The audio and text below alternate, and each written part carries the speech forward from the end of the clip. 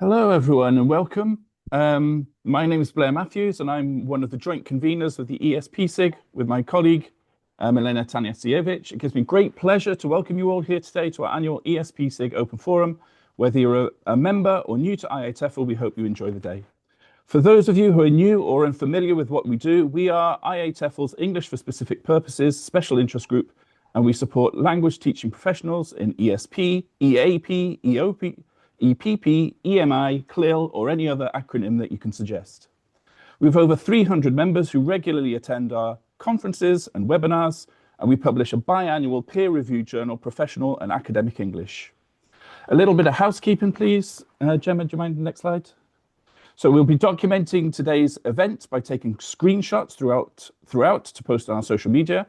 And we're also recording this event, and Espsig members will be able to access the recording through official IA channels.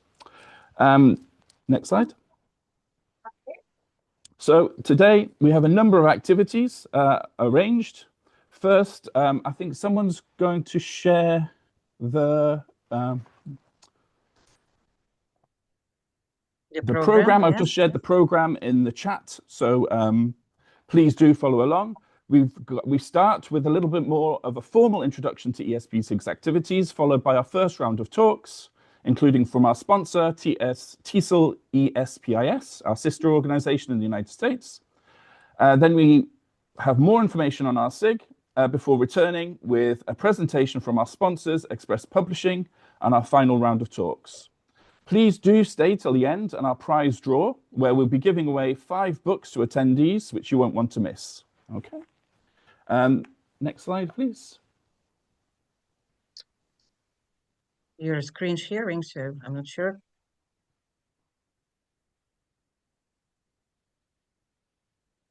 Can you see the slide?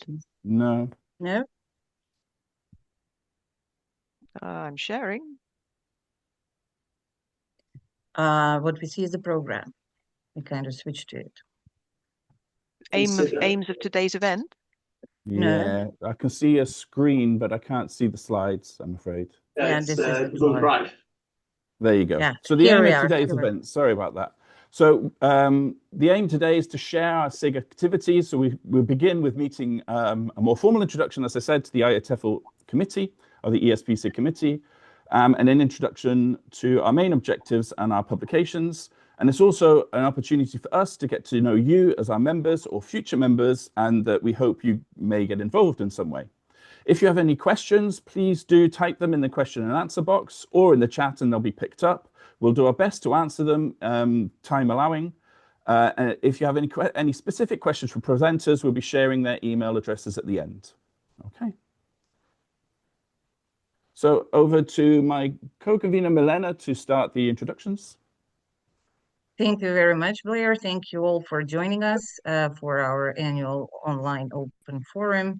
My name is Milena Tanasiewicz, and I have been the joint coordinator with Blair since this year, since 2025. I used to be the joint events coordinator, so I'm happy to see that many of you have already attended some of our events from before, so you are that is very much appreciated, and sometimes I'm very happy to see some new names here. So I have been a ITAFL member since 2015. I'm actually very happy to attend events and to share my research and my experience at various CLT, and ESP related events. And I have a PhD in applied linguistics with focus on online language learning and ESP. I work at Belgrade Metropolitan University, and I do research in SLA, ESP, online language learning technologies, and so on. So thank you once again for joining us. And now we can proceed with the introductions of the committee members.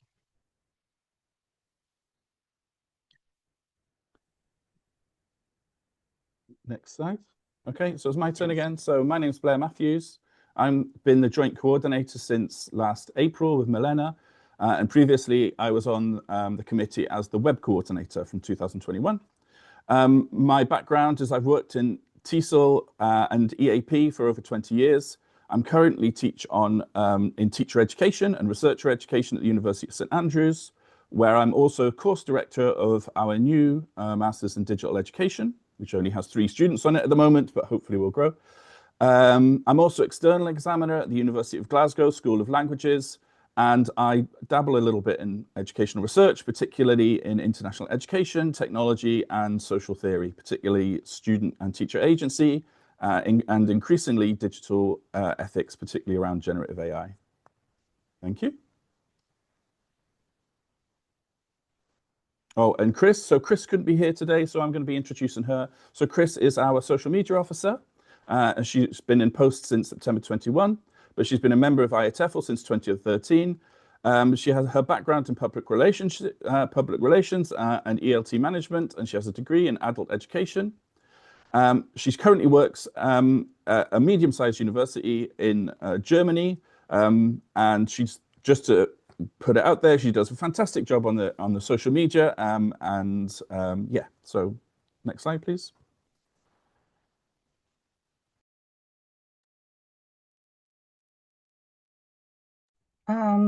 Hello, that's me, Katalin Egri Kumesu. I have been an IATEFL and Espsig member since 2014, so just about 9 years. And I have been the editor-in-chief of our journal Professional and Academic English since March 2020. With regard to my professional experience and interest, I have a professional experience spanning over 4 decades in English language teaching, a lot of which has been spent in the broad area of ESP. I have a PhD in applied linguistics and a doctor of philosophy in American literature. Currently, I'm a lecturer in applied linguistics and TESOL at the University of Leicester, and I'm also external examiner in EAP at the University of Westminster.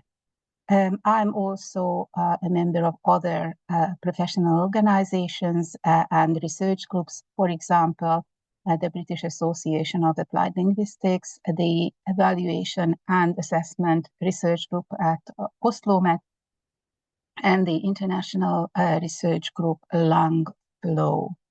My research interests include English teacher education, English teaching and teacher education, intercultural communication, multilingualism, and a cross-sectional analysis of these areas. I have, in addition to having been an editor-in-chief of our journal, I have other experience in the area of journal production. I have been peer reviewer, editor, associate editor, and senior editor, as well as advisory board member. So that's me.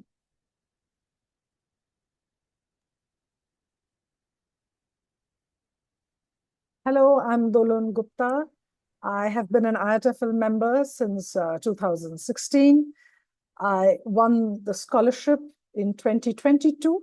And since September 2022, I've been the outreach officer at Espsig. Well, I have over 30 years of experience in language teaching and training, and another 10 years experience in other things before I moved into language teaching. I have a master's degree in French and in English. And initially, I started off as a teacher. Hence, I had experience in academia. I was a university professor. Before I moved full-time into industry, it was an IT industry of the Tatas, where I was in charge of looking after the intercultural management in the company, where there are multiple nationalities, multiple languages. So all the theory that I taught during my stint in academia was put into use, put into application while my experience in industry.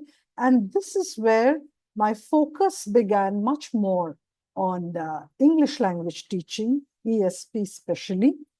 And in my area of work, I've focused on business communication, intercultural management, and designing learning solutions for them. And today I have retired from full-time work. Well, I take on projects, some of which are pro bono, some of which I work in the Advisory Council of Universities to bridge which are trying to align curriculum with industry requirements. And I have also founded an association called the Business Communication Facilitators Association of India, which is a networking body of all communication professionals operating in India. And one of the main focus areas of this body is to bring industry and academia closer together. Well, that's me. Thank you. So, hi everybody. My name is Caroline, and I've just reached my 10-year anniversary with IATEFL. I was coordinator for the 5-year period from 2020 to 2025. Before that, I was events coordinator. Before that, I was communications officer, and now I've kind of come almost full circle, and I'm currently joint events coordinator on the committee. I have also just reached that milestone of 25 years experience in EAP, ESP, ELT.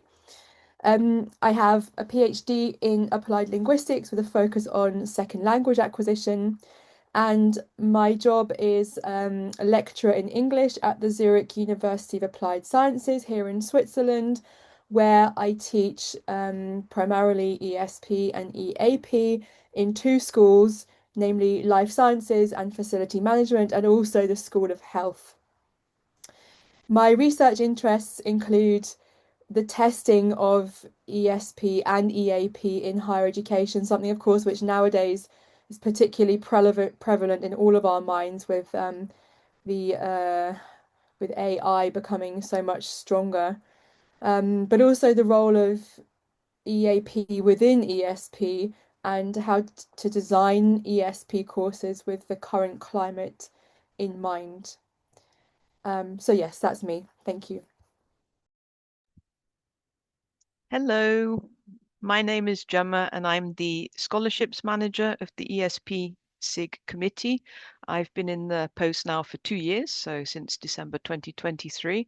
I've been an IATEFL member for a long time, and I did win a scholarship back in 2020, the Roving Reporter Scholarship, but that was obviously the year of COVID, and so unfortunately I wasn't able to travel to the conference as it was online. I've given quite a few presentations at the main IATEFL conference and also at the ESP SIG pre-conference event. I've had now just over 30 years of experience in English language teaching. I specialize in ESP and EAP.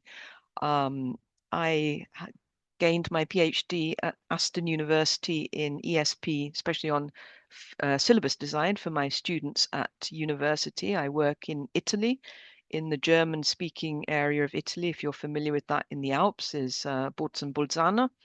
Very sunny today, but cold. My research interests are ESP, of course, syllabus design, learner-centered approaches to course design, so particularly looking at the process approach to course design, as well as then inclusive approaches to teaching English. And as my university teaches in English, then obviously ESP in an EMI, so English as medium of instruction context. That's me. Thank you.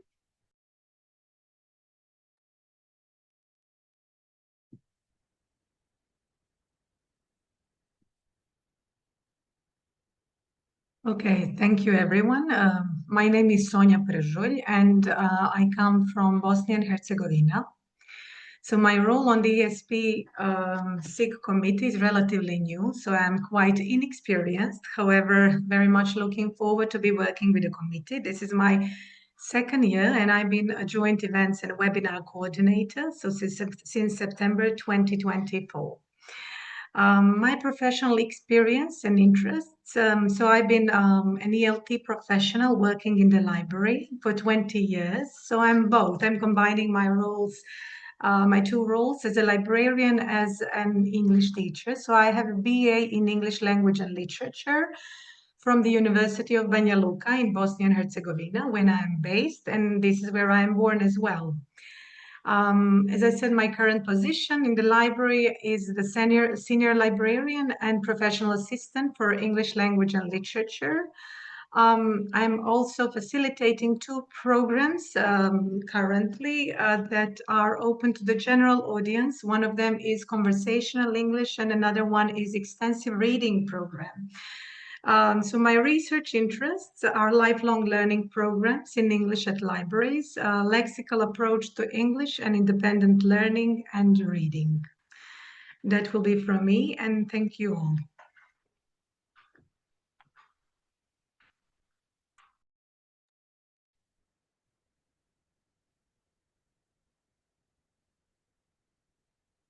And this part of the event, we will explain who we collaborate with. My colleague Kathleen, can you please begin? If you can hear us. We have been working with Express Publishing for the past 4.5 years. They helped us to redesign our journal and also to put our logo in an attractive format. They also continue doing the layout editing of the journal. So each beautiful copy you see is a joint venture between us who work on the content and Express Publishing who actually do the editing, layout editing. They also provide us with speakers, prizes and other donations at our events. And generally speaking, they have been supporting us whichever way they can. So thank you very much to Express Publishing for all that. And we hope for a continuing collaboration. Yes, we do. Blair? Thank you. So I'm going to introduce our next sponsor, University of St Andrews, who sponsor the catering at our PCE events. We offer master's degrees in TESOL, International Education, and now Digital Education. And we also offer a professional doctorate by distance in TESOL. Please do look at our website, just Google University of St Andrews TESOL, and it'll come up with all the range of courses that we offer. Thank you.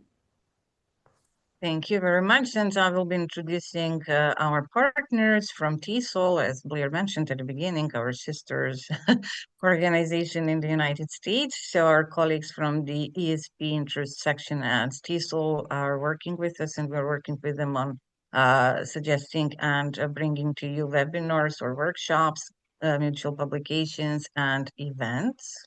So today's event is attended by our colleague representing the ESPIS, who is Kevin Knight, if you can see the next slide, please, who will be presenting on the topic of 65 ESP project leader profiles, accounts of creating and achieving visions. We're very happy to host Dr. Kevin Knight. On this slide, you can see his short biography.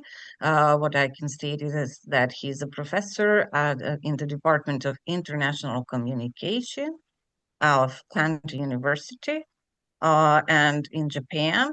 And he has worked on this project for quite a while on the project leader profiles. So Kevin, now you can actually prepare to start sharing, and we can actually stop sharing our slides for the moment so that we can thank see you very Kevin's much. present.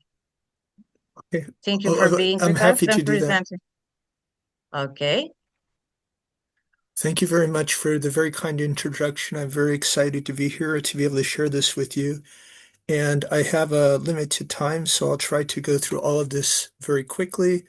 I am in Japan, and I would like to ask you guys to, if you could, to type, excuse me for just a second here. If you could type into the chat um, where in the world you're teaching right now, one, a country in which most people are native English speakers, a country in which most people are not native English speakers, or both of the above. Okay, and so I can just kind of get a look at that, and everybody else can see it too. Now we're going to go through these things very quickly, so let me go to a second slide here. Who are your students? Employees, A, university students, B, employees and university students, or none of the above. What would you say here?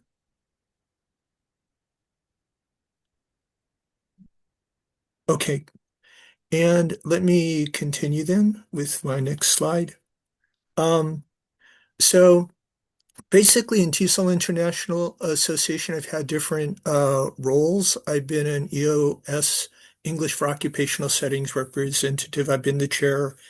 I've been an ESP blogger. I've been a community manager. I'm currently the editor of ESP News, our newsletter. And actually, this presentation slides today are replicated or adapted from the first webinar of the IATEFL ESP SIG, that was about the ESP project leader profiles. And I did the PCE in 2019. There were 51 profiles then. And in TESOL this year at the virtual convention, I talked about the 65 ESP project leader profiles in academic session. So the timeline really for the profiles, the first 50 were posts on the TESOL blog. They were limited to 1,200 words. Then from 51 to 65, they became articles in ESP News. And then the first 55 profiles were replicated in a book. And that's on the Canlin and Minard site. And the PDF version is free to download on that particular site. So you guys can get those for free. This is the book itself. So again, if you go to the Canlin and Minard site, you can download the PDF. Remember, it's the PDF version for free. And this is ESP News, and you can see the 65th profile here. And I believe you can access ESP News also without being a member of TESOL. That's my understanding. Okay, and so you can see in the yellow, these were the first 50 profiles. In the green, these profiles have been published in ESP News. And they're always updated in ESP News. So all of them are listed. So the next one that will be published in March, and you'll be able to see number 66 in March. Now, I'm going to ask you a question here. These are the first 55 profiles. Look carefully at the names. I mean, some of these are members of IATEFL, and I'm wondering how many you recognize from this list. Now, in this list, there are 30 females, 25 males, 18 chairs, 2 TESOL presidents, and 1 founder of the Espis. And also, I checked the remaining 10 from 56 to 65, and it's an equal number of males and females. So that doesn't really change. Okay, so here we go. This is my next question then. How many of the 55 ESP project leaders did you recognize? More than half, type in X, less than half, type in Y, or none, type in Z.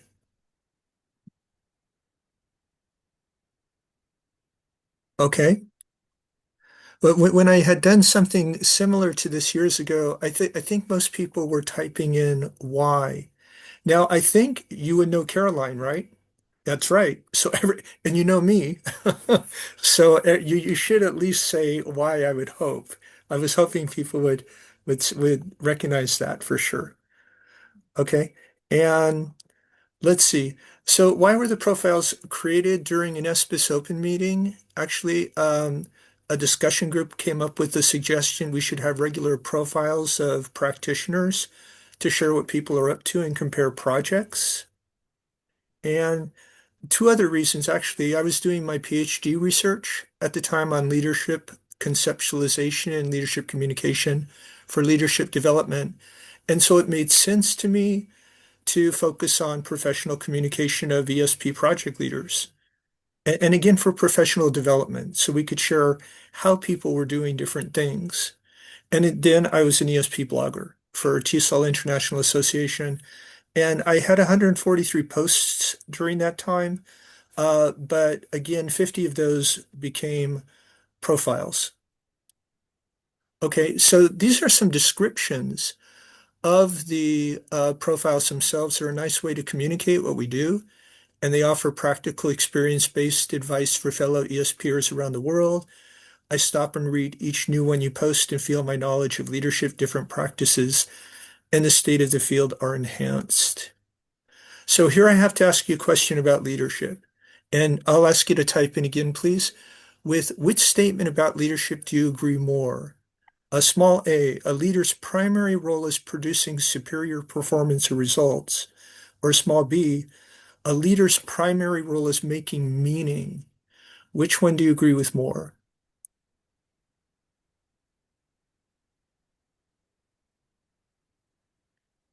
Very, very interesting. Very interesting.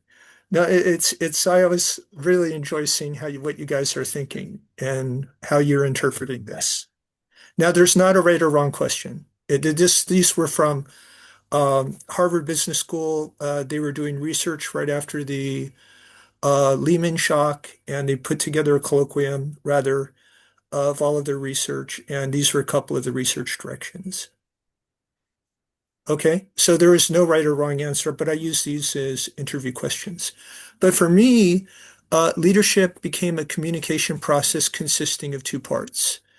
Communicating to create a vision and communicating to achieve a vision. It became really easy to teach this to learners of English as a second language or a foreign language. If you teach them how do you communicate to create a vision, how do you communicate to achieve a vision? As simply as like having a party. Do you want to have a party? Where do you want to have it? When do you want to have it? How are we going to make this happen? And again, leadership is making real vision in collaboration with others. So I began to see it as a creative activity. Now, the main parts of a profile, you'll have the bio of the featured leader, photo affiliation, contact information, and then the leader's responses to two prompts. Define leadership in your own words, and then tell me an ESP project success story. Focus on your communication as a leader in the project. How did you communicate with stakeholders to make that project successful? And so the prompts are really strategically designed to define leadership as a creative activity, which I was already looking at leadership in that way. So ESP program development is a creative activity. So ESP practitioners and researchers are framed as leaders when they tell their stories of program development. Another way you can look at this or the profile is it's a stage on which an ESP project leadership success story is told. And if you consider genre as a means to an end, then that makes sense also, especially since they were launched as blog posts. And one of the featured leaders in a profile told me that she had planned to use the profile as evidence of her leadership, which was required for promotion at the university where she worked. So she was very eager to have it published so that she could do that. So when you're looking at these narratives in the profile, you want to look at the vision to be created. Maybe it's an ESP program or a book or a research article or government policy. Communication to create the vision, obtaining stakeholder input, communication to achieve the vision, persuading stakeholders to support an ESP program that's been created, or conducting activities in the ESP program, and so on. And Anne Johns, she wrote the preface of the book itself, and she says English for Specific Purposes has a long tradition focusing particularly on the specific needs of adults in EAP and EOP. And she defined projects as basically saying they're designed to meet the immediate specified assessed needs and wants of the learners and the goals of the stakeholders in the target situation. And if you guys get the book, you guys can read this yourself. It's not it's you can just download it for free. It's a PDF. Now, Margaret Van Nersen in the TESOL Espis, she's always focusing on the potential power of ESP, which is its key principle. It focuses on real and immediate communicative needs or near immediate or predictable range. And needs analysis is at the core of ESP. Okay, instruction and training are supported by authentic tasks and materials specific to the learner's needs. And this is the way that we've seen it in the field, in TESOL and the ESPIS. And there are different types of projects in different countries, basically touching on 6 of the 7 continents. And I was really happy to see that when I was looking through some of these. But this gives you just kind of a sampling of what kinds of projects people are writing about in their roles. So here would be an example of communication to create a vision. So for example, in the EOP program, this was in a healthcare facility, listened to perspectives of all stakeholders using a variety of methods, focus groups, surveys, one-to-one meetings, clearly articulated the vision, process, and framework to key stakeholders using visuals, as well as written and oral communication methods. And in the EAP program, the stakeholders did not know that ESP was what they wanted, but because I had ESP analysis skills, I was able to help them define and envision a program that prepared the learner specifically for the communication tasks they would have to do. And having opened Pandora's box of dreams, I then had to help the stakeholders focus on what their most important goals were for the program and to define what was achievable in the time available. Okay, and then you have communication to achieve a vision also. So, for example, the students would complete several short written reflections, which help instructors to know in what respects the ESP course is meeting students' needs and so on. And so you have different ways to look at how the vision is being implemented and actually how it's an ongoing cycle for sure. Okay, so implications for quality, and this was what I had talked about actually in the IATEFL ESP-SIG PCE some years ago, because that's what the conference was about. And so stakeholders negotiate the definition of quality. Stakeholders also negotiate how the quality agreed upon is achieved. Ongoing communication with stakeholders at all stages of program development and implementation is important for program success. So the ESP project leader profiles focus on communication with stakeholders and achieving program success, and the keys to success passed on in the profiles may provide insights into negotiating a definition of program quality and how to achieve it.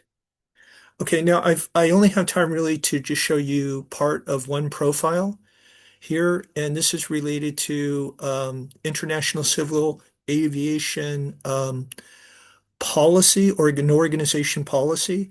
And this was really important because one of the chairs we've had, Jennifer Roberts, has been very active in aviation. And many of the ESP news articles and also profiles feature leaders in aviation. And so but then if you just look at the communication, you're looking at working with the study group. We developed proposed amendments. A very interesting part of the process was that as the target audience got more important, more influential in the adoption or rejection of the proposed language proficiency requirements, our time and opportunity to present the case to them became briefer and more limited. And so I think this becomes really easy to see in detail how the different researchers and practitioners, how they write their stories. because it introduces you to the discourse of the field as well. But I would encourage you again to look at something like this where you're going to also see policy involved. Okay, so here's Kevin, just a another. reminder, we have like 5 minutes. Perfect. We're just about there. Thank you so much. Thank Okay. you. And okay, you guys, here's our next question. Are you now or have you ever been an ESP project leader? Please type in yes or no.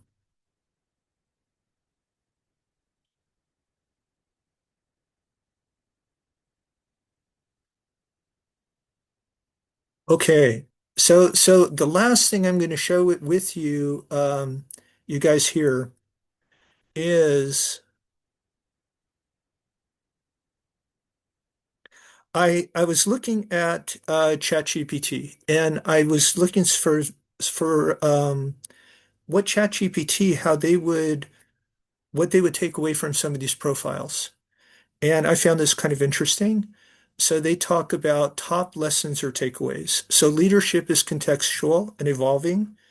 You want to define and communicate a clear vision. Needs analysis is fundamental. Communication with stakeholders is key. Leadership is also about listening and understanding others. It's about persuasion and selling the project. Flexibility and adaptability. Long-term commitment matters, building networks and partnerships. Leadership communication is both strategic and practical. Transparency and accountability build trust. Cultural sensitivity and local realities are crucial. There's a use of feedback loops and reflection. Resource constraints are real, but creative solutions help. And leadership communication itself is a skill to develop. Okay, then they have a best practices checklist for ESP project leadership. Clarify the vision, conduct a rigorous needs analysis, engage stakeholders early and often, practice strategic leadership communication, demonstrate active listening, balance vision with flexibility, build collaborative partnerships, respect local culture and context, use reflection and feedback loops, innovate within constraints, think long term, sell the project persuasively, ensure transparency and accountability, develop leadership and communication skills, and lead with empathy and integrity.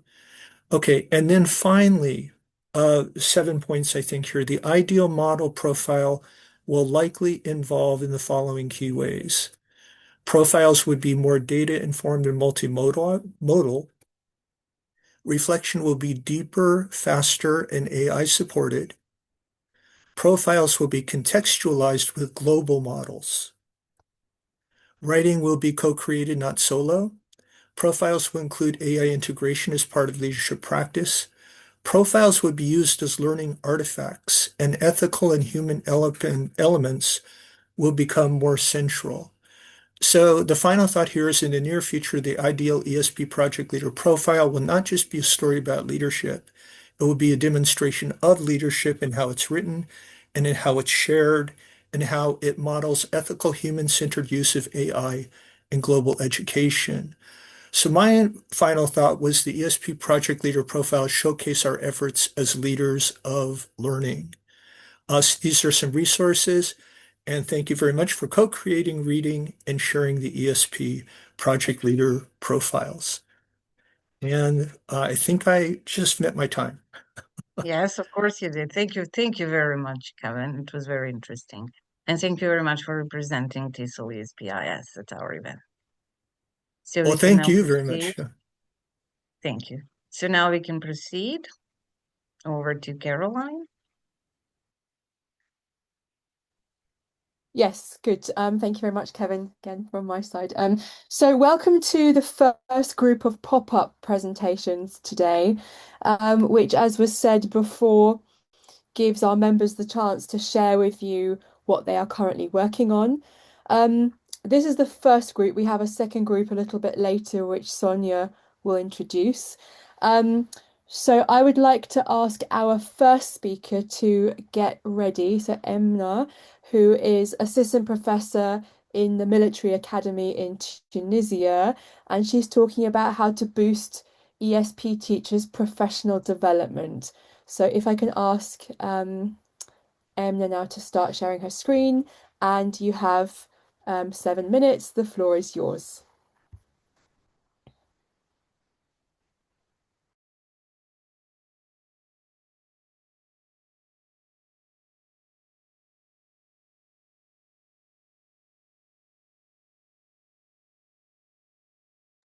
Emna, can you hear us? Are you there?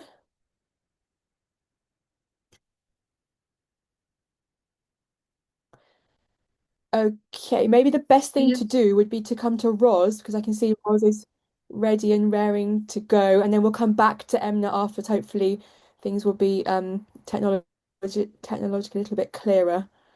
Thank you very much, Roz. So Roz is speaking on why English for healthcare, which of course is her specialised area, and why specialised teacher training still matters, which I'm glad to hear.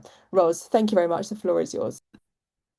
Okay, thank you very much. Thank you for the invitation and for agreeing for me to present today. So yes, I have quite a lot of experience in this field of English for healthcare, and I now provide teacher training courses in this specific area for those wishing to move into English for healthcare. Now, I know that a lot of people today will talk about and extol the virtues of using AI in training for ESP, but I'm going to go from the premise that preparing learners for emotionally charged, high-stakes interactions where patient safety and effective outcomes are a priority carries a level of professional responsibility rarely required in other areas of ELT. And therefore, my feeling is that training oh, I realize you can't see my video. Okay. Not that it matters. Hi, everybody.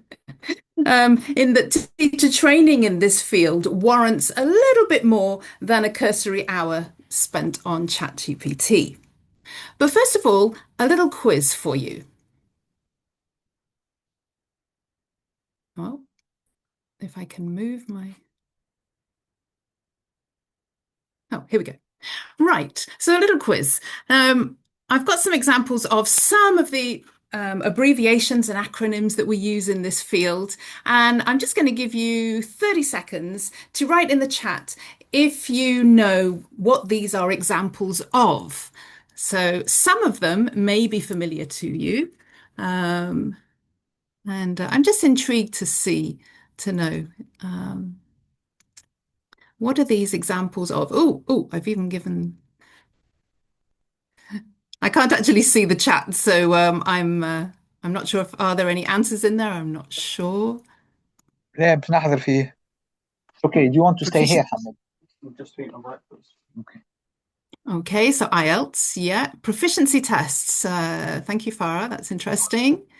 Yeah. Anybody else have any ideas? A vital signs, standardized test, medical entrance exams. Oh, nice one. Thank you. The occupational English test. Iona. Right, I knew that Iona would know. Okay, all right. So for those people, this is good. This is actually better than I thought it would be. So vital sign measurements is A.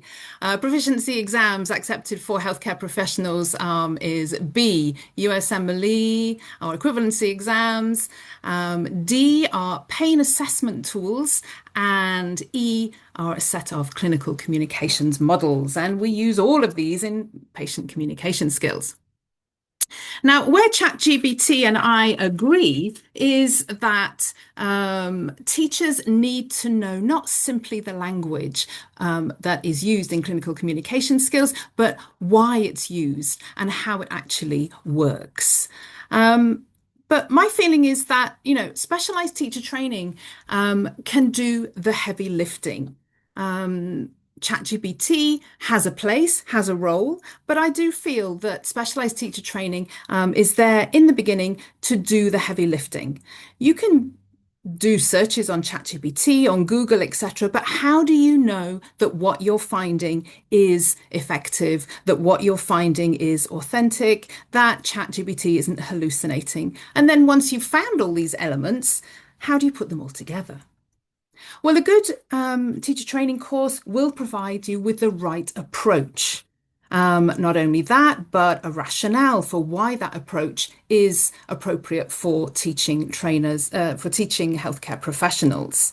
What is the impact on patient outcomes? What's the impact on the learners themselves, the healthcare professionals that my trainees teach?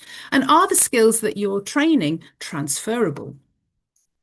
A good teacher training course will provide you with the right guidance. It will point you in the right direction to the experts in this particular field, who will then be able to explain, and therefore my trainees will have a better understanding of the importance of clinical communication skills, and again, the impact on the patients as well as the learners themselves. A good teacher training course will also help the trainees to have a better understanding of their own target audience, their professional context, the local context, and the differences in healthcare culture and professional culture.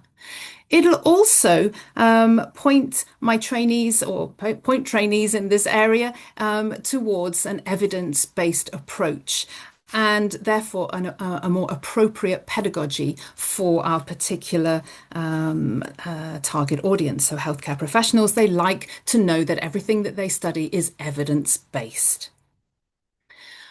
A good teacher training program will also point trainees in the direction of the experts to follow, who are the gurus in this area. And you may be surprised to see William Osler, who is probably the great-great-great-grandfather of clinical communication skills, but also Jonathan Silverman, who created the model in communication skills with patients, and was also helped in devising the criteria for OET speaking. A good teacher training course will not only identify the high frequency tasks of the trainees' learners or future learners, but also provide them with frameworks and models on how to deliver those effectively in English. A good teacher training course will also provide resources that are authentic, that are reliable, and unlike ChatGPT, which has a tendency to hallucinate in this particular area, it will provide very relevant and, as I say, authentic and reliable resources and source materials. Rose, sorry to interrupt. Your 1 minute warning. Thank you. Sorry, how many minutes? 1 minute warning. Thank you, Rose. 1 minute warning. Okay, so ChatGPT also doesn't know my trainees, who are from various aspects of the field. Some are even healthcare professionals or former healthcare professionals. It will also help to beat any imposter syndrome in this area that many of my trainees have when they start in a course, and also provide opportunities for reflection and the sharing and exchange of experiences in our field. We do, however, agree somewhere with ChatGPT, is that all trainees, teachers in this field do need to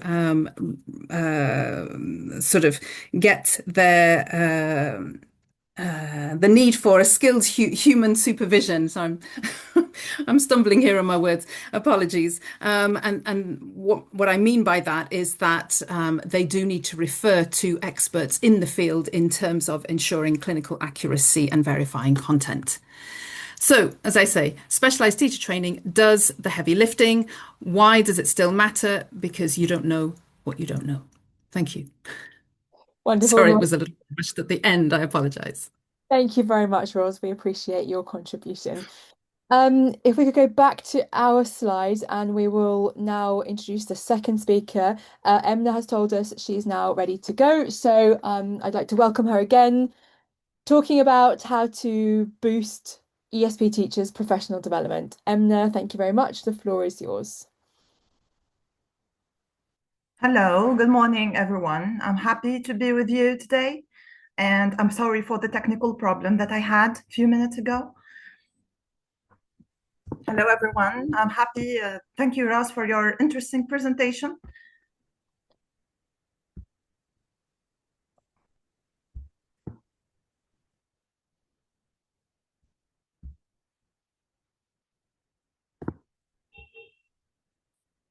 So the title of my talk would be Boosting ESP Teachers' Professional Development. teaching English in the Tunisian context has been flourished, and talking about ESP in general is still lacking, and teachers do not receive the appropriate and the adequate professional development that encourage and boost them to produce more pedagogical outcome. I'm sorry to interrupt you. I'm sorry to interrupt. Do you want to put it on presentation mode rather than we can still see the slides down the left-hand side. I'll just stop the time. So I think that I shared them. Yeah, but you haven't shared the presentation mode. Do you want to do that?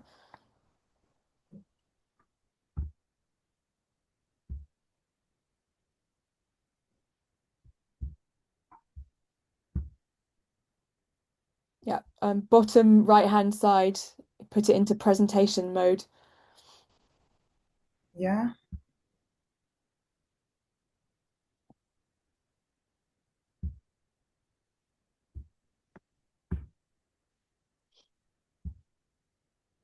Is it done?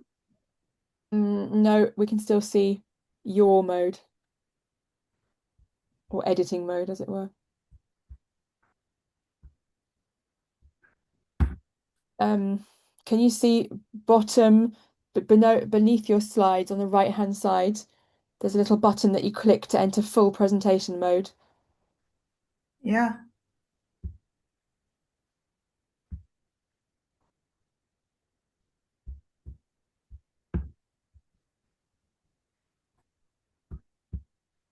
I think it's done.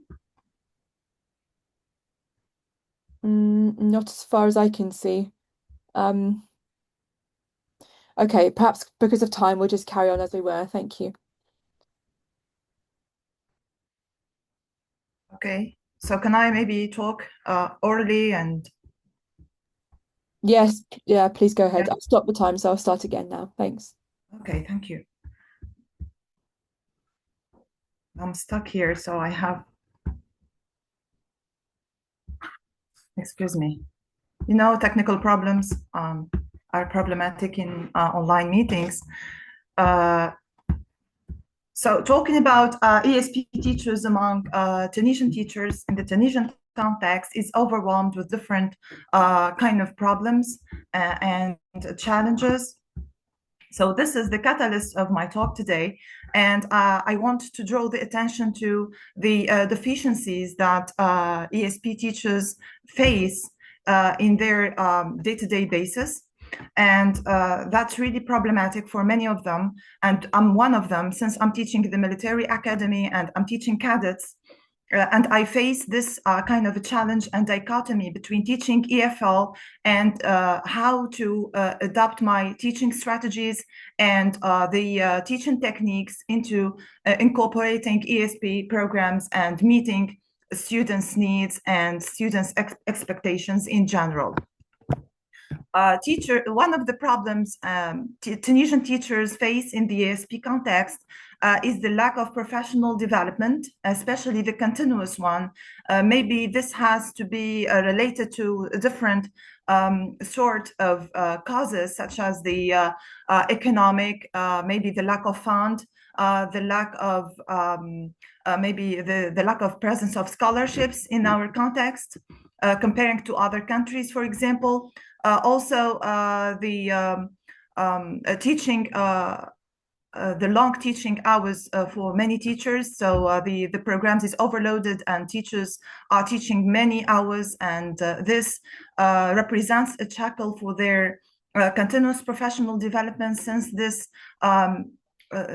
contribute to their non-presence in many international conferences and traveling, etc.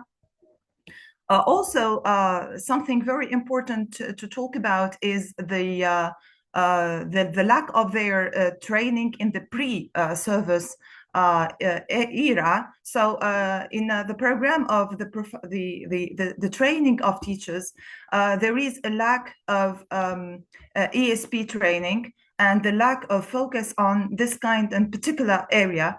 So teachers, when they become teachers, in fact, to teach, they are specified in EFL, maybe in pedagogical areas, very specific. So they have to rely on themselves and to rely on their personal professional development in the ESP training in order to shape their proficiencies and their competence. The critical point to raise here, the pre-service training is very important, and here the program should be revisited for EFL teachers in general to raise the ESP concern and to make them aware, to sensitize them with the pedagogical tools and the pedagogical orientations in order to shape and to refine their competence towards ESP teaching.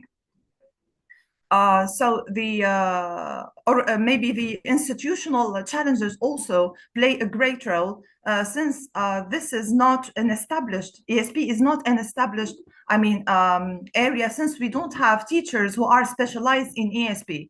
So in Tunisia, we have only 2 or 3 specialists. I can mention my co-supervisor, Professor Salah Hatroudi from Exeter University, who is the first one who made his study in MA in ESP teaching, and maybe 2 or 3 scholars in the Tunisian context, okay, since 1980 who contribute to this field. So really, there is an urgent need to think critically, to raise the concern of ESP challenges, especially vis-a-vis teachers' professional development, in order to help themselves, in fact, and help the teachers and make better future and maybe make a better success in this field. Thank you very much. I think I meet my time limits. You absolutely did, Emna. Thank you very much, and thank you for a great talk. Thank you. This is my pleasure. Thank you very much. Okay, so we are moving swiftly on with our third pop-up speaker in this section, Joanna, who is talking about something which is all very close to our hearts at the moment, whether we want it to be or whether we don't, AI. So, Joanna, thank you very much. When you are ready, the floor is yours. I am, 1 second, trying to make some space here. Okay, and start the timer because I need one. So thank you very much. I set it up so that I can potentially speak for less than 7 minutes. Can you see my screen? Yeah, okay, great. So I am, for one, very tired of AI flaws and red flags, which I encounter every day in my clients' work. My clients are mostly healthcare professionals and medical scientists, so they have hence the high stakes ESP.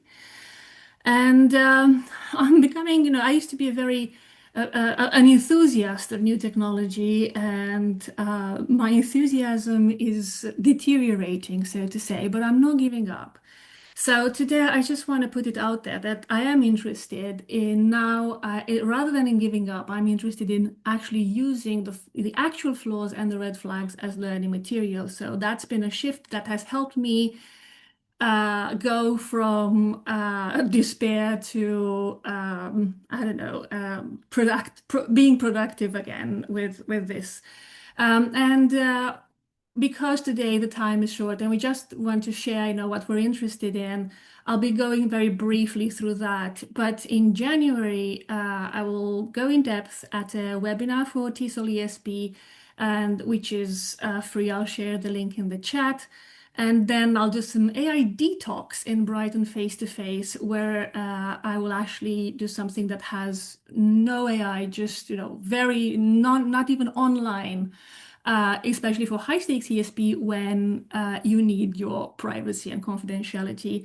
And then very fresh is that then in July, I've been invited to do a 2-hour workshop for BSIG. So that's when we can get hands-on. So even if today I only scratch the surface, it's okay. Now, the picture on the left, I took it earlier this autumn, no, in November, as the sun was rising over the Peloponnese Peninsula in Greece. And to the right is me trying very clumsily to generate some matrices with DALL-E to illustrate a point I want to make about AI, dealing with AI flaws and red flags. So I'll focus your attention to the one on the left. And for you to get a sense of where I'm at with AI in this kind of work, I will rather read to you the beginning of a poem by a Polish writer called whose name was Herbert Zbigniew. I hope I'm reading it correctly. The poem is called Mr. Cogito Considers the Difference Between the Human Voice and the Voice of Nature. And if by the end of this little bit the 7 minutes are done, I'll be happy. It's okay. So here it goes. The oration of worlds is unflagging. I can repeat it all from the beginning, with a pen left me by a goose and Homer. Stand up to the elements with my shrunken spear. I can repeat it all from the beginning. The hand will lose to the mountain. The throat is feebler than the spring. My voice will not carry over sand. I will not link an eye and a star with the saliva of a likeness, nor with my ear held to a stone composed of grain-like silence will I lead to quietness. And now on to the pictures on the right. I was trying to create a visual representation of the matrix developing in my mind. I'm working with people who have domain expertise, clinicians, medical scientists, but not so much linguistic skills, or no technical skills, or just no time. And then any combinations of that. So you can imagine that there are different challenges that arise. I think dealing with fabrications, with sources that are questionable or made up, with over compression and omissions, with context loss and confusion, timeline mishaps, bias that's amplified, the transcription errors in audio notes, and useless AI-generated summaries that on the surface seem really good. Just the illusion of context accuracy, impressive expression that you don't know how to top, and then AI dependency or just avoidance. So I'm working through a growing list of real to-dos that occur in our lives, and on the left you see examples that are authentic and just aggregated from different people that I work with, and to the right is just something that I'm working on with a single client as we're imagining her moving to Ireland. And so I'll just pick one from the left and one from the right. So I've worked with domain experts with variable levels of English and variable levels of experience, who just for lack of time may not be able to do things the way that they would like to do. And then to the right, life gets in the way, whether you stay or you move into some other cultural, professional, social space. There's stuff that comes up, and you might need to do things that you have no idea how to do or know. And you might want to rely on AI tools to get you started, and then see if you can get it done that way. Very quick examples from those on the left. Picture number one, some very fancy language that kind of overstates the issue in a medical research paper that got initially rejected. Picture number two, a client of mine with A2 level English needing to present in an international conference. She was calculating with ChatGPT based on a figure in an article, false information from ChatGPT for how to get the phone and stuff installed on a new phone, and just for spice, some. I'll share the link from the BBC study in the chat for you to have to look into it if you want to. And I'll skip these other examples because, as I said, in January, I'll be diving in at this webinar for TESOL ESPIS, and then in July, a 2-hour workshop with BSIG that's going to be announced. So thank you, Merry Christmas, and see you face to face in Brighton. Ioana, thank you very much for your contribution. Thank you. Let's move to our next pop-up presenter. We have Rachel, based in South Korea, who again has an AI-related topic, this time about hybrid diagnostic writing assessment. So Rachel, hope you're ready, and then the floor is yours.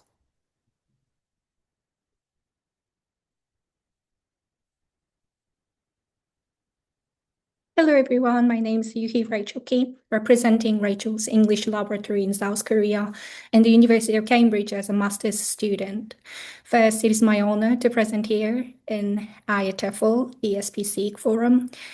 Today, I'm presenting in the design of a digital diagnostic writing assessment tailored specifically for post-IELTS learners, and this work was based on a Cambridge essay that I wrote as part of the study that I'm taking. This project addresses a critical specific purpose, helping students who have technically passed their standardized test like IELTS.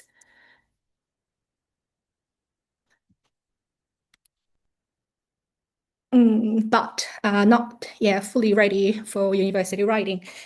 We will look at how a hybrid model combining artificial intelligence with human expertise can create a sustainable, pedagogically rich diagnostic tool. It is important to note that what I'm presenting today is a conceptual and imagined model. At this stage, it represents a design-based proposal rather than a fully implemented system. My hope is that this model one day can be further developed, tested, and ultimately realized in practice through future research and collaboration. Let me first establish the context. My institution is a small-scale provider in Seongdo, South Korea, specializing in one-on-one EAP instruction. My students are high-stakes learners. They have often already completed foundational grammar courses and achieved their target IELTS scores. However, I observed a persistent gap. Despite high test scores, these learners struggle to transfer their grammatical and lexical knowledge into the complex, structured composition required by universities. They often display misuses of sentence structures and essay disorganization. Furthermore, my existing diagnostic process was intensely manual, relying on word-by-word correction during live sessions. While it is effective, this is not scalable nor sustainable. So I needed a digital solution that could replicate the depth of individual feedback, but in a more efficient format. To design this tool, I grounded the assessment in two theoretical frameworks. First, viewing this through a constructivist lens. I believe assessment should not just categorize learners, but empower them to build awareness of their own writing. It must connect back to what they already know. Second, I utilized Bachman and Palmer's model of communicative competence. I distinguish between rule-governed surface features like grammar and spelling, and the interpretive nature of discourse like coherence and tone. This distinction is crucial because it dictates who does the assessing in this hybrid model. This brings to the core of the design, the AI-human hybrid model. I operationalized the writing ability into 7 aspects adopted from Lee et al. 2024. I assigned the AI, especially a large language model known as LLM, to assess linguistic fluency. AI can objectively identify rule-governed errors in syntax and mechanics, which mitigates rate of variability on these surface features. However, human readers are essential for the deeper dimensions. Humans assess coherence, consistency, and specificity, determining if the academic tone is appropriate or if the examples truly support the argument. I also have blended categories like logical fluency and complexity, where AI detects patterns, like sentence lengths, but humans interpret the communicative effectiveness of those patterns. The assessment task itself is designed to mirror university demands. I use a reading into writing format. Students read an authentic article like a piece on over-tourism, for example, and respond to a prompt that asks them to identify causes and solutions. The delivery is digital, as students draft their about 300 to 500 word essay within about 80-minute limit. A built-in AI assistant provides real-time feedback on surface-level grammar and phrasing. Once submitted, the work goes to a dashboard where the instructor annotates for these deeper discourse-level features. For scoring, I moved away from a single grade. Instead, I use a dual-layered system to capture the complexity of writing. First, I applied a Boolean checklist. This is a binary yes or no tool used collaboratively by the AI and the teacher. It asks simple questions like, is basic punctuation used correctly? Or are concrete examples used? This makes the diagnostic concrete, so the students can clearly see which features are present and which are missing. Second, I apply a not to full analytic rubric. While the checklist identifies the presence of a feature, the rubric evaluates the quality of the feature. This combination allows to track growth over time while giving immediate, actionable list for improvement. Sorry to interrupt, you have 1 minute left. Okay. So perhaps the most important aspect for EAP practitioners is how feedback is delivered. I do not just flag errors, I link feedback directly to the instructional materials that students use in their foundational courses. For instance, if the AI detects a subject-verb agreement, for example, it does not just correct it. It refers to the student's previous learning based on like a grammar book known as Essential Grammar in Use, Unit 7. So human feedback operates the same way. If a thesis statement is weak, the instructor refers to the students to specific strategies like in a great writing textbook series they have learned. This reinforces prior learning and turns the assessment into a learning loop. In conclusion, this digital diagnostic assessment offers a sustainable path, hopefully, forward for post-IELTS EAP learners. I think it solves the transfer problem by explicitly linking diagnostic results to learning materials. And one day, I hope this becomes realized. Thank you very much for your time, and I look forward to the next presentation. Rachel, thank you so much and for keeping to almost perfect timing. Okay, back to our list. We have one final speaker in this pop-up set, and I really hope I say the name correctly. Ji Wen is going to be speaking on, sorry, I was just checking my own copy, ESP course design. Ji Wen, I hope you are ready and raring to go, and we're looking forward to hearing what you have to say.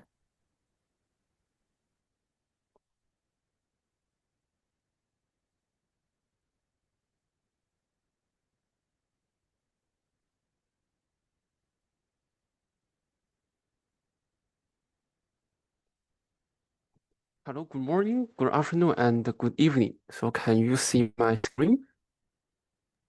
Okay, great. Yes, So, it's not in presentation mode though, unless okay, good. you change that for us. Wait a second. Now it's good, thank you. Okay.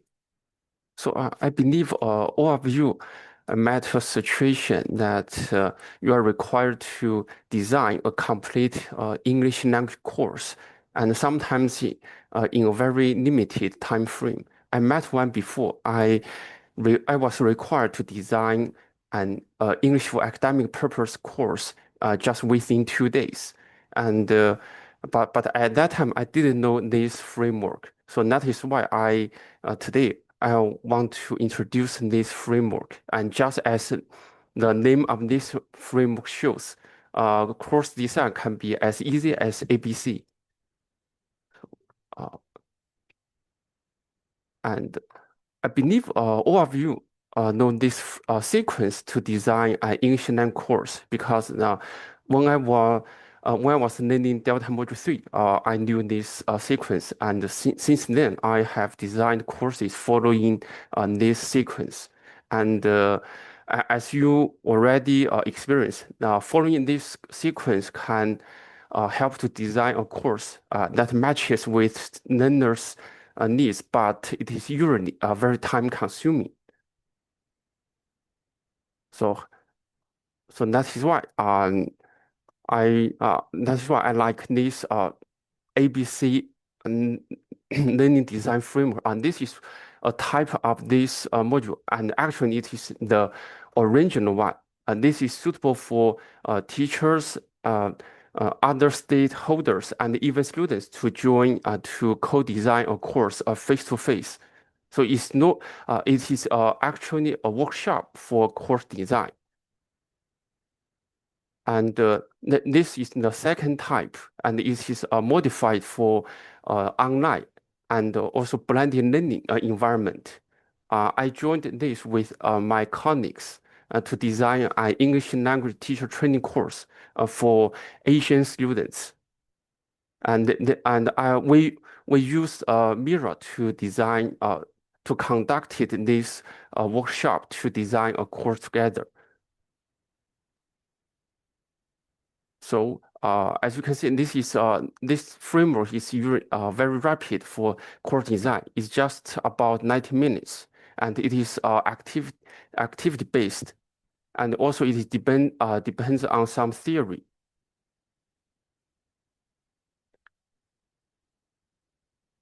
And this is the sequence for the course design. As you can see, teachers and students, stakeholders all together can follow these follow these 6 learning styles to design a course.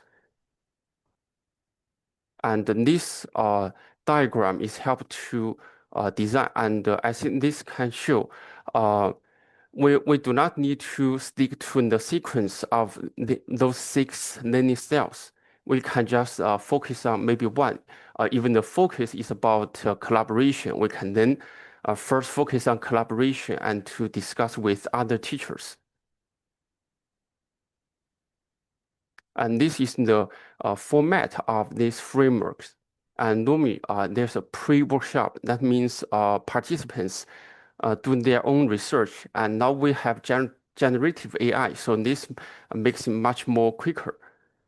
And then this is a workshop, and we follow those 6 learning styles to share ideas and then reach a consensus for course design.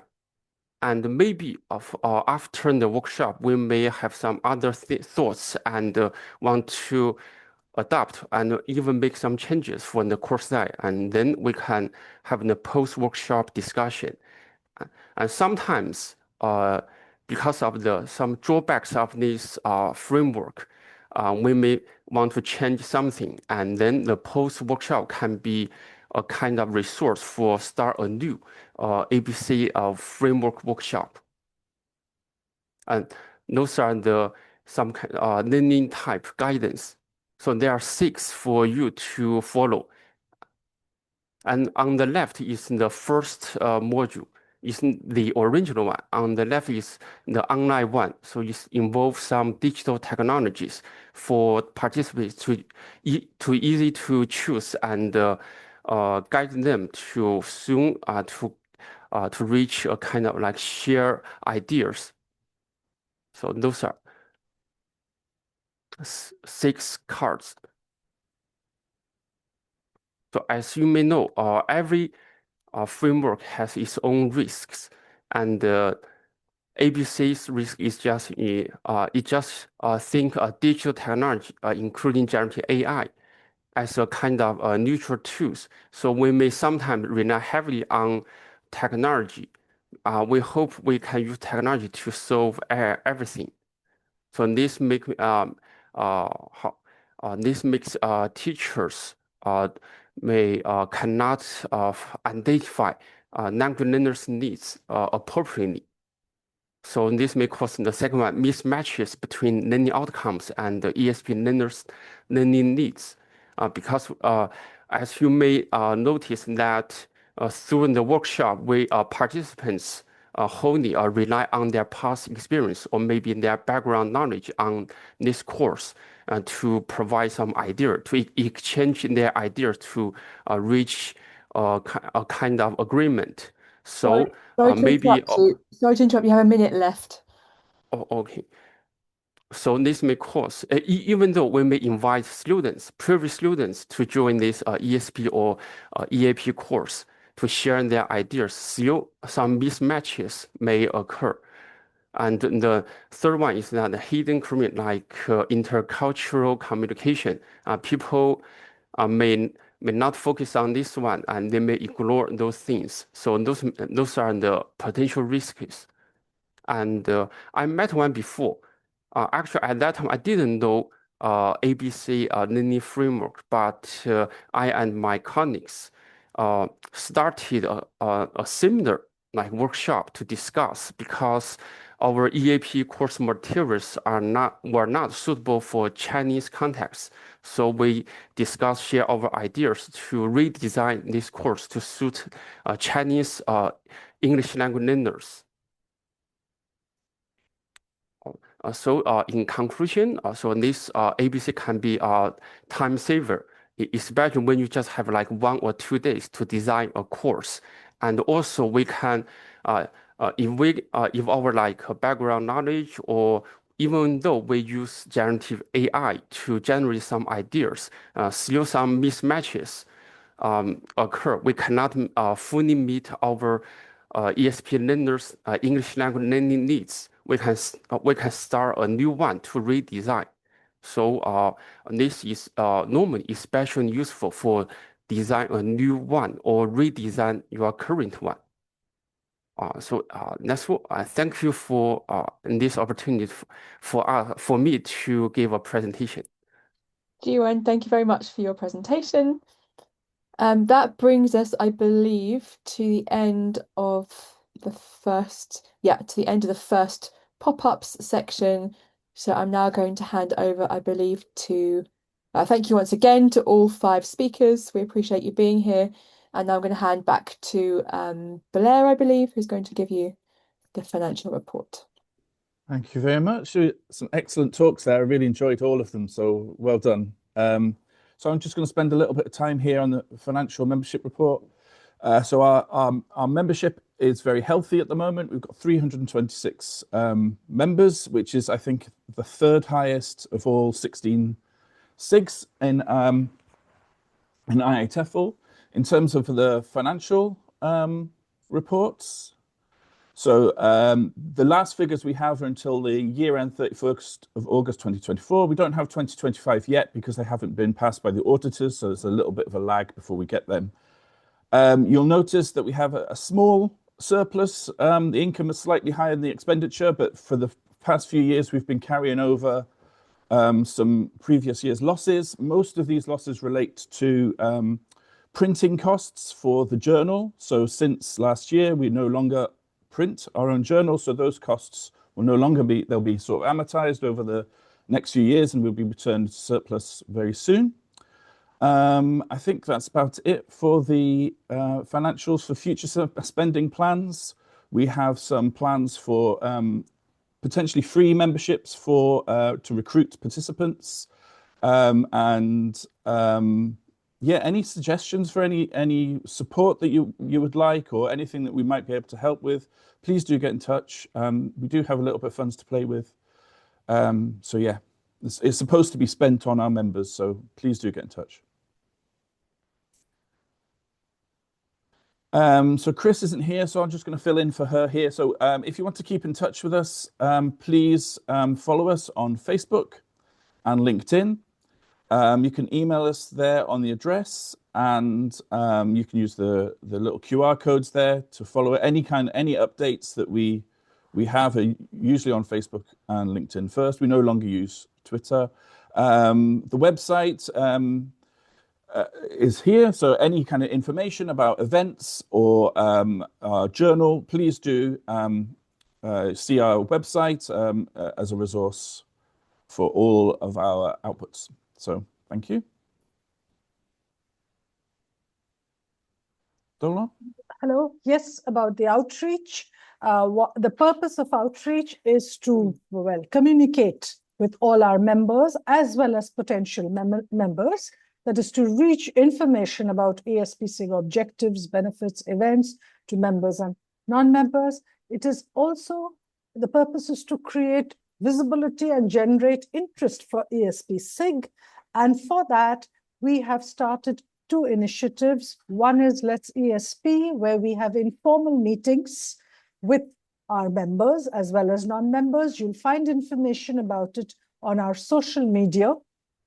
And we will soon try, we are working on it, and we expect to kick off another initiative in 2026. It will be called ESP Unplugged, where we will be talking to our members, some of the veterans in this field, and talk about ESP, EMI, EAP, and all the allied fields.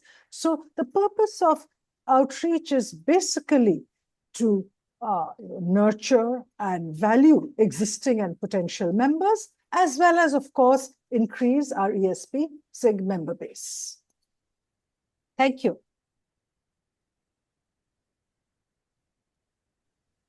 So hello again, I'm Gemma, and as I said before, I'm the scholarship manager.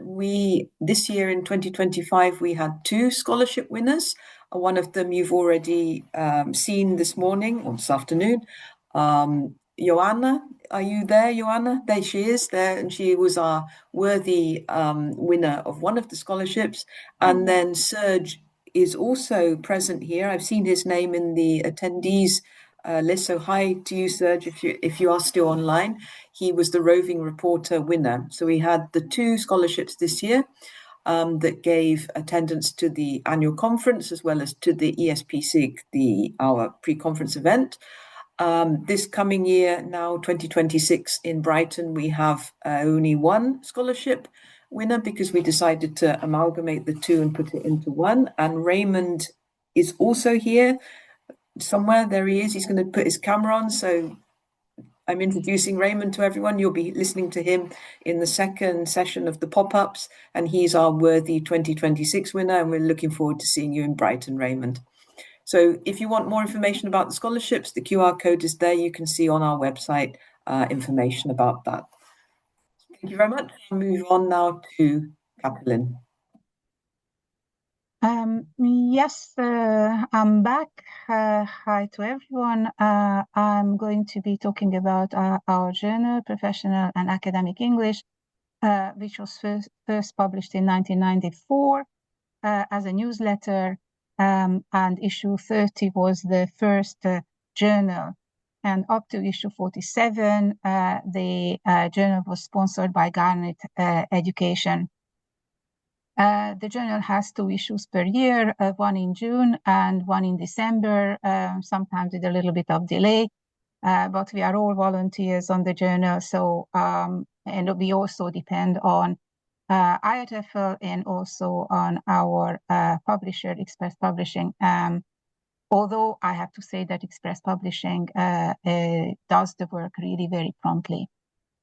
Calls for contributions go out twice a year approximately, December, January for the next June issue and April, May for the December issue. However, if you want to contribute to the journal, you can send in your work anytime. You don't have to wait for the call. Currently, we publish articles, insights into classroom practice, postgraduate research, and book reviews, but we are open to other kinds of work as well. I have been the editor-in-chief since April 2020, so actually I have been working on the journal for 4.5 years. I work with an editorial board which comprises editors and peer reviewers, as our journal is peer reviewed. So every contribution that is accepted to be reviewed undergoes a blind double review. We have a publishing policy, which you can see on our website, and we have an ongoing partnership with Express Publishing since July 2021. And I can only praise Express Publishing for all the work that they have been doing for us. And that leads me on to introducing to you the Express Publishing speaker today, Alexandra Popovsky, who is past president and current vice president of IETFL. She is a teacher, educator, and consultant with over 25 years of experience. She holds an MA in Professional Development for Language Education from the University of Chichester in the UK, and is currently pursuing her PhD at the University of St. Cyril and Methodius in Skopje. Her interests include teacher professional development, multimodality, visual arts, and language teaching, and exploring effective reading comprehension strategies. She is particularly interested in reading as a tool for exploring and discussing with English language learners issues such as social justice or social injustice, diversity, and inclusion. Alexandra is also passionate about no single stories, that is, writing and exploiting stories about countries, cultures, and communities that are usually excluded from published ELT materials. In her talk today, she will be addressing whether ESP could be the future of English language teaching. So, Alexandra, I extend a very welcome to you, and it's over to you. Thank you very much, Katalin, and hello, everyone. I'm really happy to see some familiar names in the participants list, but also everyone else who joined ESP today online. I hope you can all hear me well and see me. I'm currently at the university, so my connection might be a little bit tricky. So let me just share my screen so that we can start talking about the future of ELT and whether ESP could be the future of ELT. Now, I know that you're all very much into ESP, so I'll try and just focus on this particular question today. And what kind of motivated me to talk about ESP and the future of ELT is this existential question that I think we are all currently kind of having an issue with because of the advance of AI. Because as you know, we've all been talking about how all these AI-powered apps can actually replace language instruction in schools, universities, and all other contexts. So we as teachers, as educators, we face all of these concerns about our continued relevance. Am I still relevant in the age of AI? Am I still relevant to my students, to my institution, or not?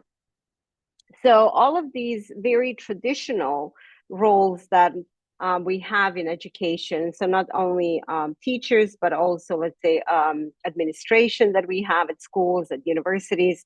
So all of these traditional roles are truly being questioned and redefined.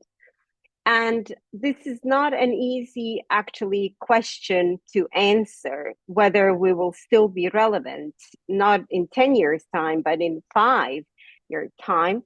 And we're going to try and see whether we can answer it as well, along with the question of ESP as the future of ELT.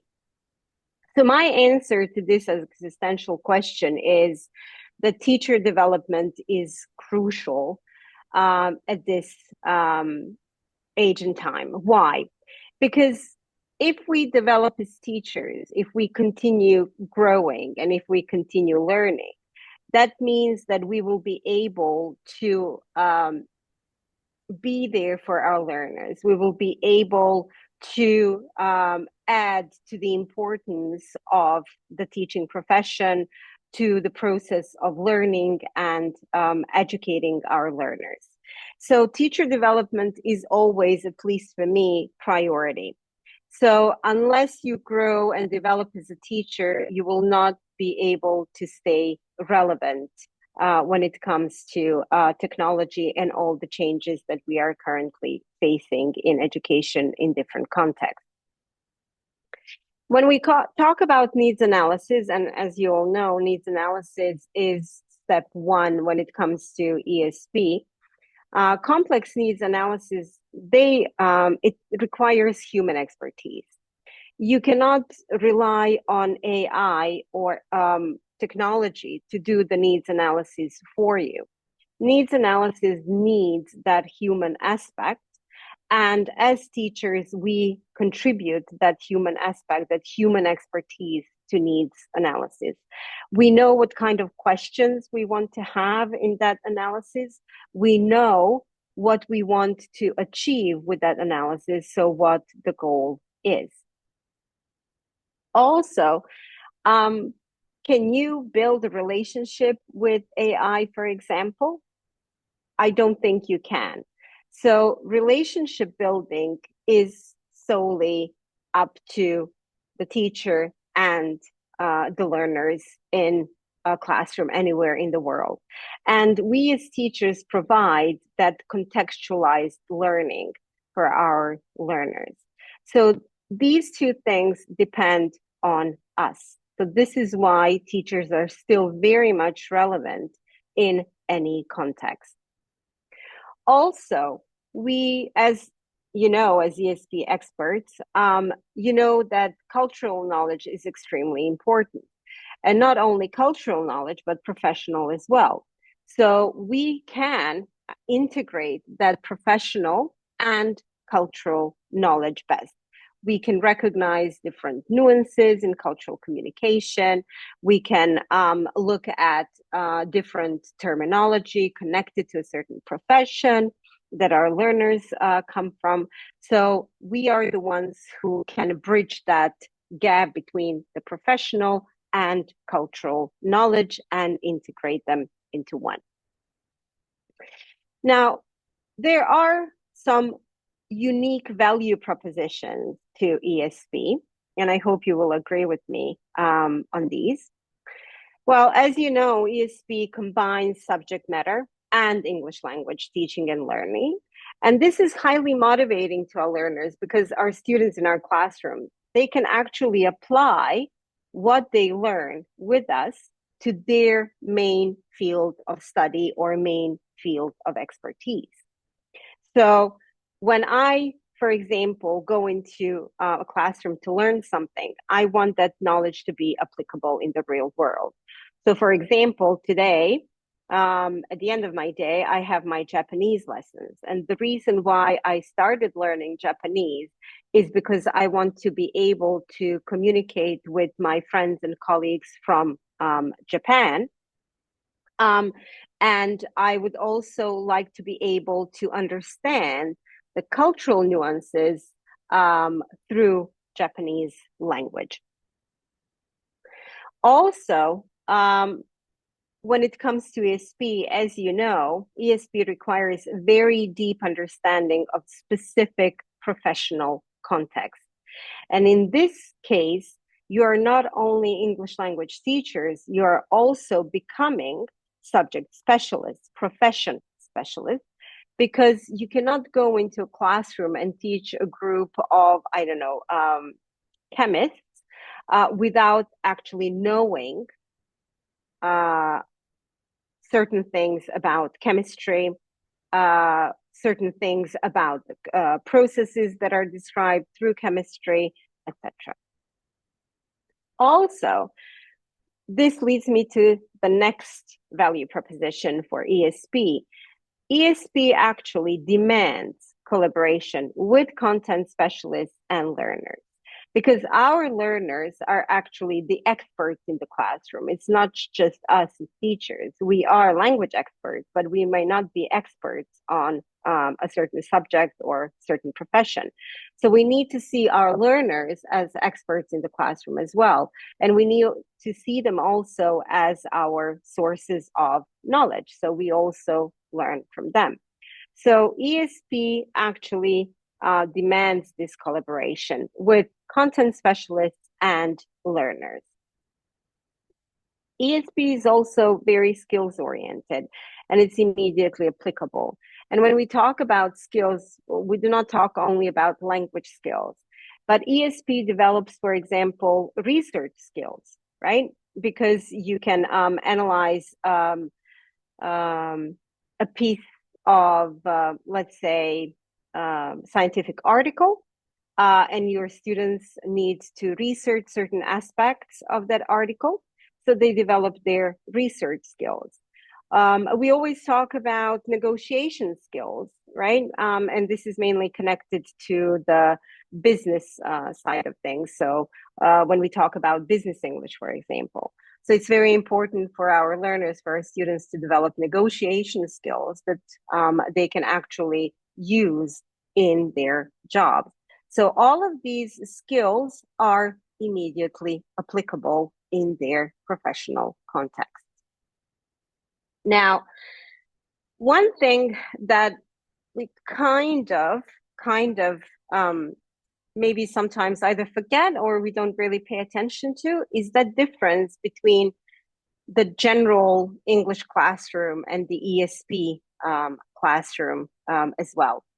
In a classroom, we have controlled space, right? We have a very clear path, what we want to teach, what we want our learners to learn. We have a course book. Our classrooms are predictable. Our classroom environment is quite safe, right? But then we have the environment in which our ESP learners actually function on a daily basis. Their environment is unpredictable. They don't know what might happen at work that day.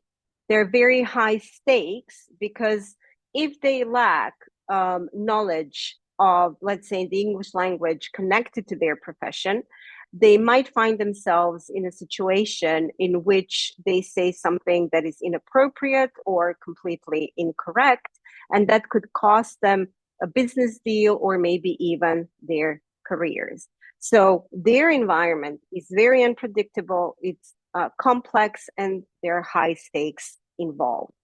So with ESP, we might be able to bridge this gap between the controlled environment in our classrooms and what is the unpredictable environment in their daily jobs.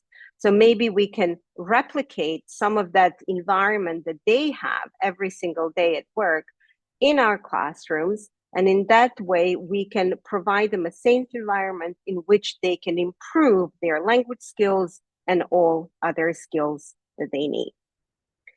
Now, we also have to pay attention to certain, let's say, pitfalls that usually those who are just starting in the ESP field might actually face. And some of these pitfalls is that we oversimplify things. We think that our learners come to our classrooms, to our ESP classrooms, without any previous knowledge or very little knowledge. So we oversimplify things for them, and we think that they won't be able to handle them.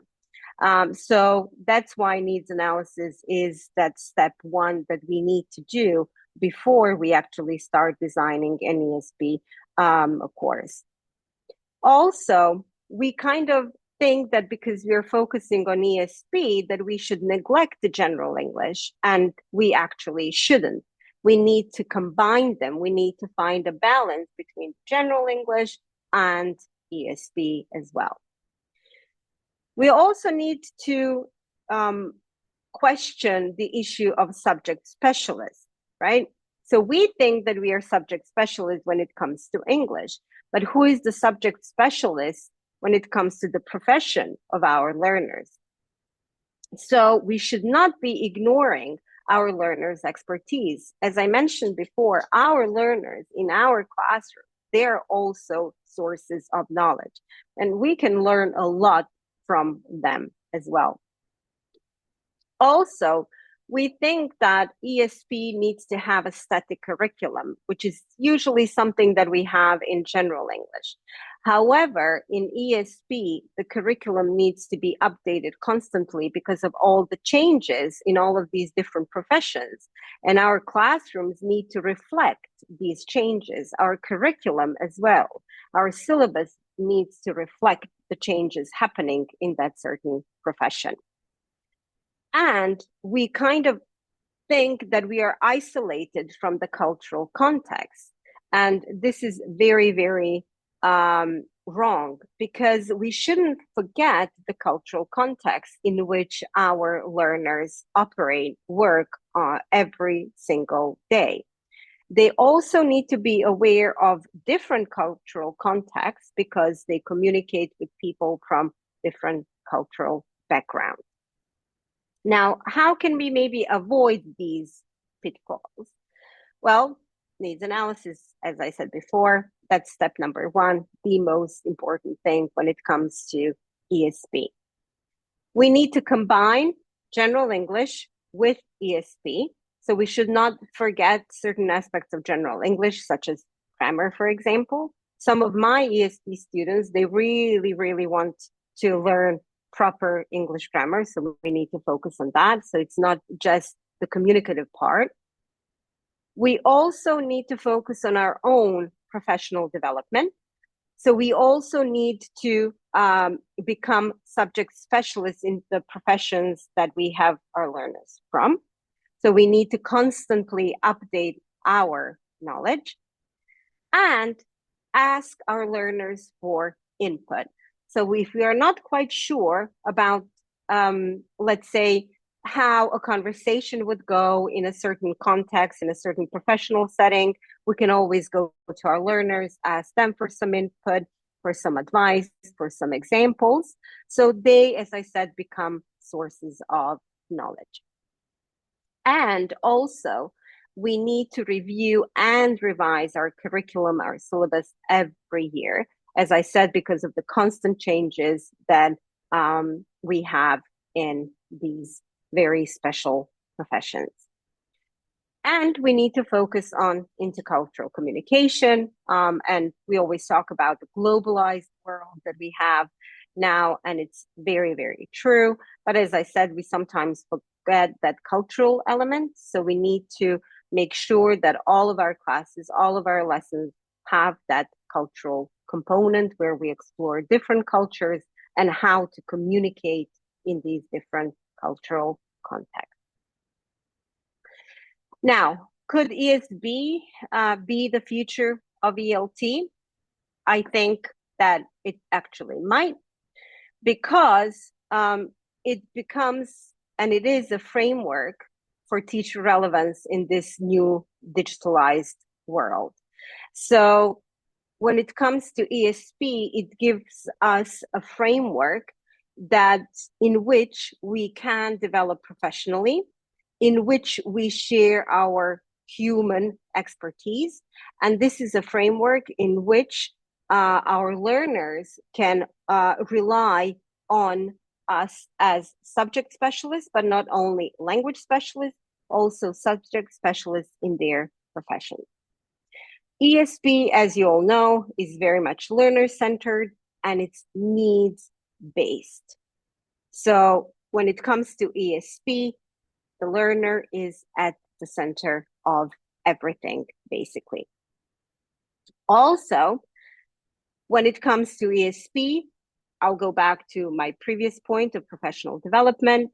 We have that professional specialization, we have that professional expertise that we develop and our learners develop through learning English. It is very skills-oriented, as you know, and we do have measurable outcomes.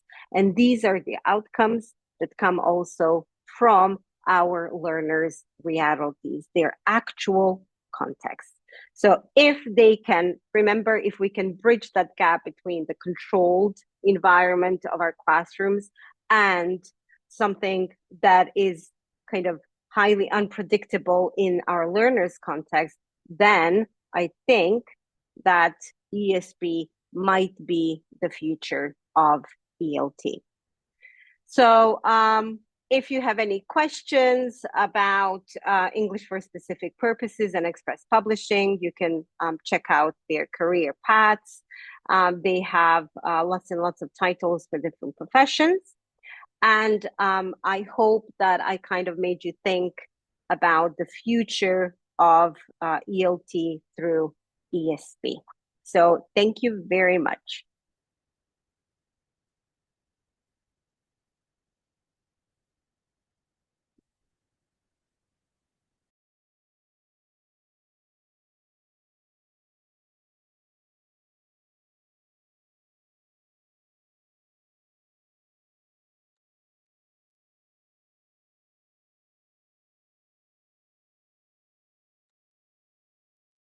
Thank you very much, Alexandra, for this insightful talk, and I hope it has generated lots of thoughts, and there will be lots of feedback in many different, through very different ways.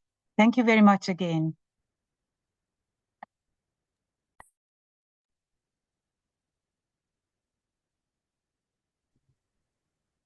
Okay, we are moving to the second set of our presentations, pop-up presentations. The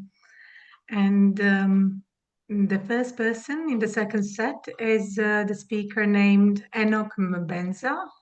Apologies if I am pronouncing your name wrong. Okay, it's okay. Okay.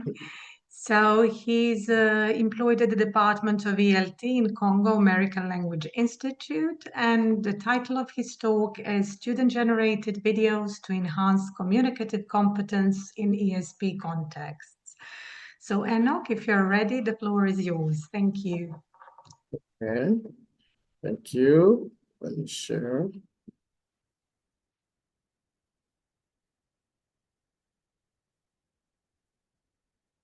Okay, is it okay? Yes, it is. Hello, everybody. Welcome to my short presentation entitled Student-Generated Videos to Enhance Communicative Competence in ESP Contexts. Well, this presentation is about my experience of teaching first-year nursing students here in the DRC. And back in 2021, I was given for the very first time of my career in ESP, a large group of students, over 400 students in nursing, and my task was to teach them English over a very short time. So as every other teacher, I started first by coming up with materials, designing lessons that students really needed. So those lessons were based on needs analysis of students. But when I first started, I felt like my students were able to practice English in the classroom, but I asked this question, are they able to practice English outside of the classroom? That's where everything started with this strategy of making videos. So today's presentation's agenda is like this. First, I will discuss benefits of student-generated videos, abbreviated as SGVs, and explore 5 steps for student-generated videos, and finally address some challenges of student-generated videos. All right, so student-generated videos, simply put, are videos produced by students in ESP contexts. And the benefits of those videos are they boost motivation in learners, they improve speaking, listening, reading, and writing, and you will see that later. They also develop accuracy and fluency in students, and those videos imitate target situations. I mean, real life situations that learners will face outside of the classroom, and enhance skills of critical thinking, creativity, problem solving, autonomy, and also reflection. And these videos are really handy when it comes to assessing large ESP classes, like in my case. So here are some 5 steps for implementing student-generated videos.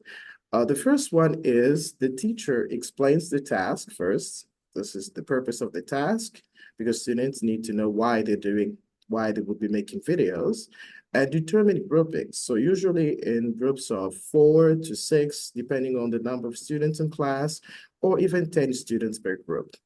And then here, the students take over. They start first by choosing course materials to dramatize.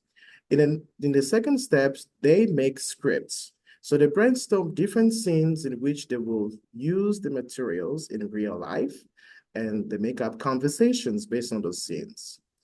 In step 3, they choose a scenario. First, a scenario here has to match with what they will be doing outside of the classroom with the real material. So they assign different roles, and then they select a location to shoot the videos. So the location can be in a real life setting, like my students asked permission in nursing hospitals. So they did it in hospitals, in real life hospitals. Others, they just set up like movie places where it's really reflected the actual place. And in step 4, they start videotaping the scenes. So they shoot many scenes, and then they bring on the final version to share with the class. And in step 4, students exchange videos for reflection. Now, here, they do it in groups. So they make constructive criticism. This is very, very important. And they decide on improvements. So whether their videos should be improved, or they have to redo the task, or the video is just fine. They do this in groups, and then they share the final video to either the teacher or teachers, or to other students, or like in my case, to all the institutions. So you can see throughout all those 5 steps that students not only learn, develop ESP language in real life context, but also come up with a lot of creativity, a lot of problem solving, analytic thinking, and they learn by themselves. Just like Dr. Alexander Popovsky put it, students are a real source of materials, and they need to learn the kind of materials they can apply in real life. So we can't ignore that with this strategy, there are some challenges, and this is over to you.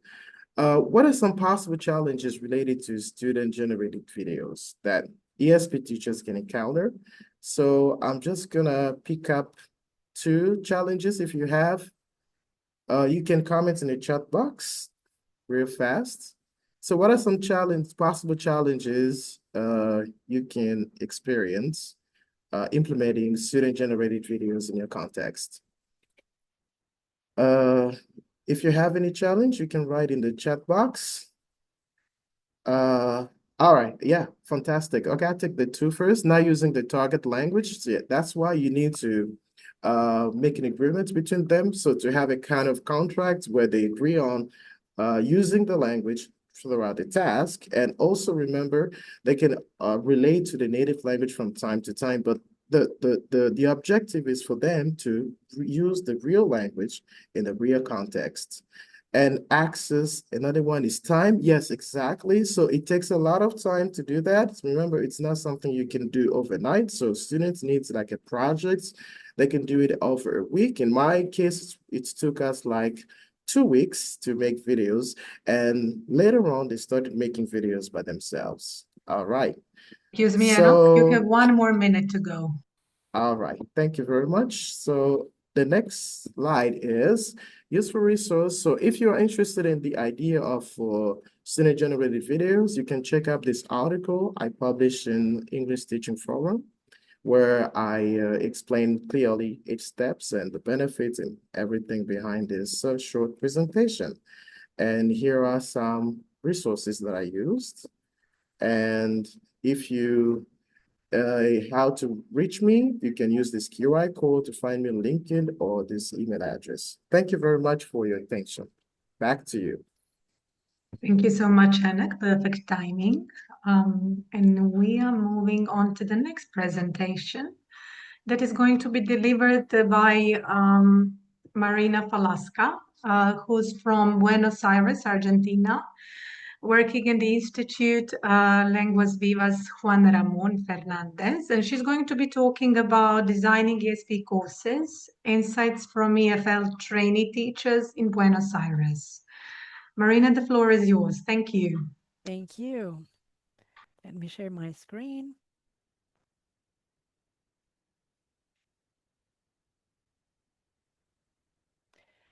All right, so just to give you some context, my academic focus lies in pedagogy, didactics, and curriculum development, areas that I'm deeply passionate about. And since 2015, I've had the chance to teach the higher education didactics course at Lenguas Vivas, where I guide future educators in understanding the complexities of teaching and learning English in higher education settings. This is the first course where trainees get explicit training on ESP course design. Most of them are mostly trained in English as a foreign language pedagogy.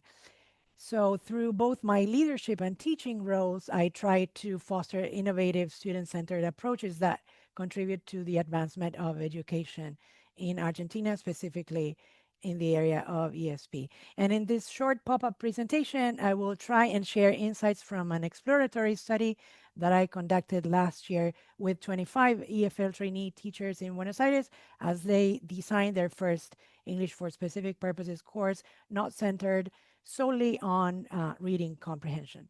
The data was gathered in 2022. This was before AI. So I just wanted to clarify that. And let me start by briefly sharing about the study context and purpose. Unfortunately, there are not many teacher training programs in Argentina that prepare future teachers for the design of ESP courses beyond reading comprehension. But as you all probably know, the needs of students and young professionals worldwide and also in our country have changed significantly in recent years.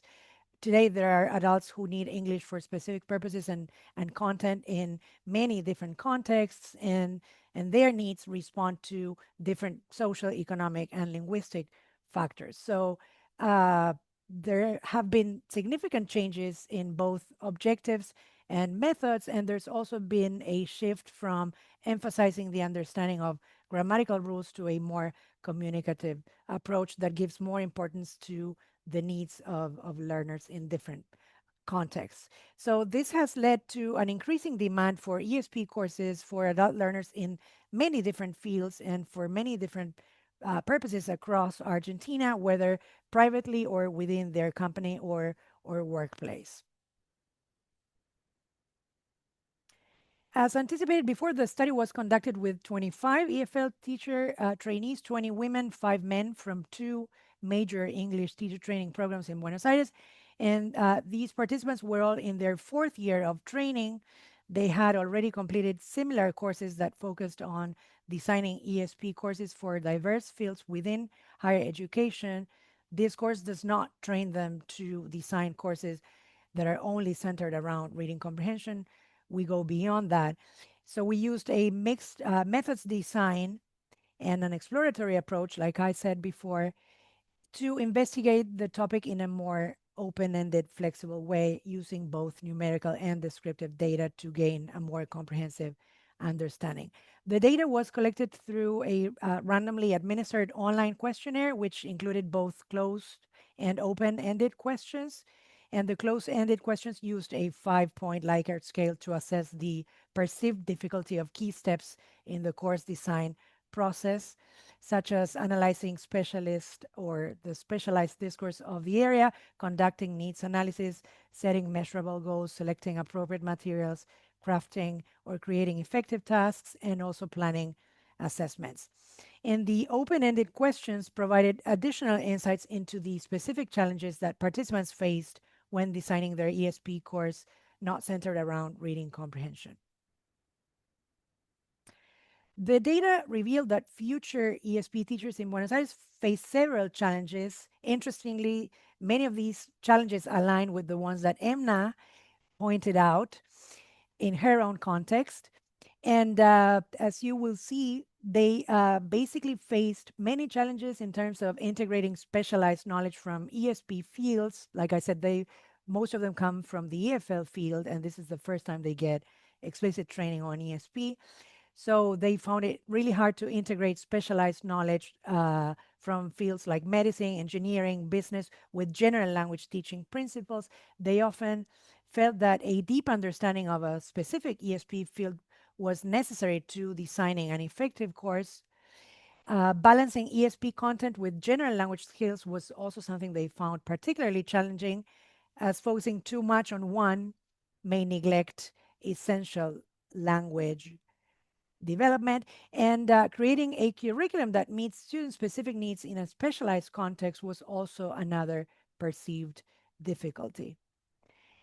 Also, they felt that future teachers must always balance content depth with effective pedagogy, which of course is true, but they also found that particularly challenging.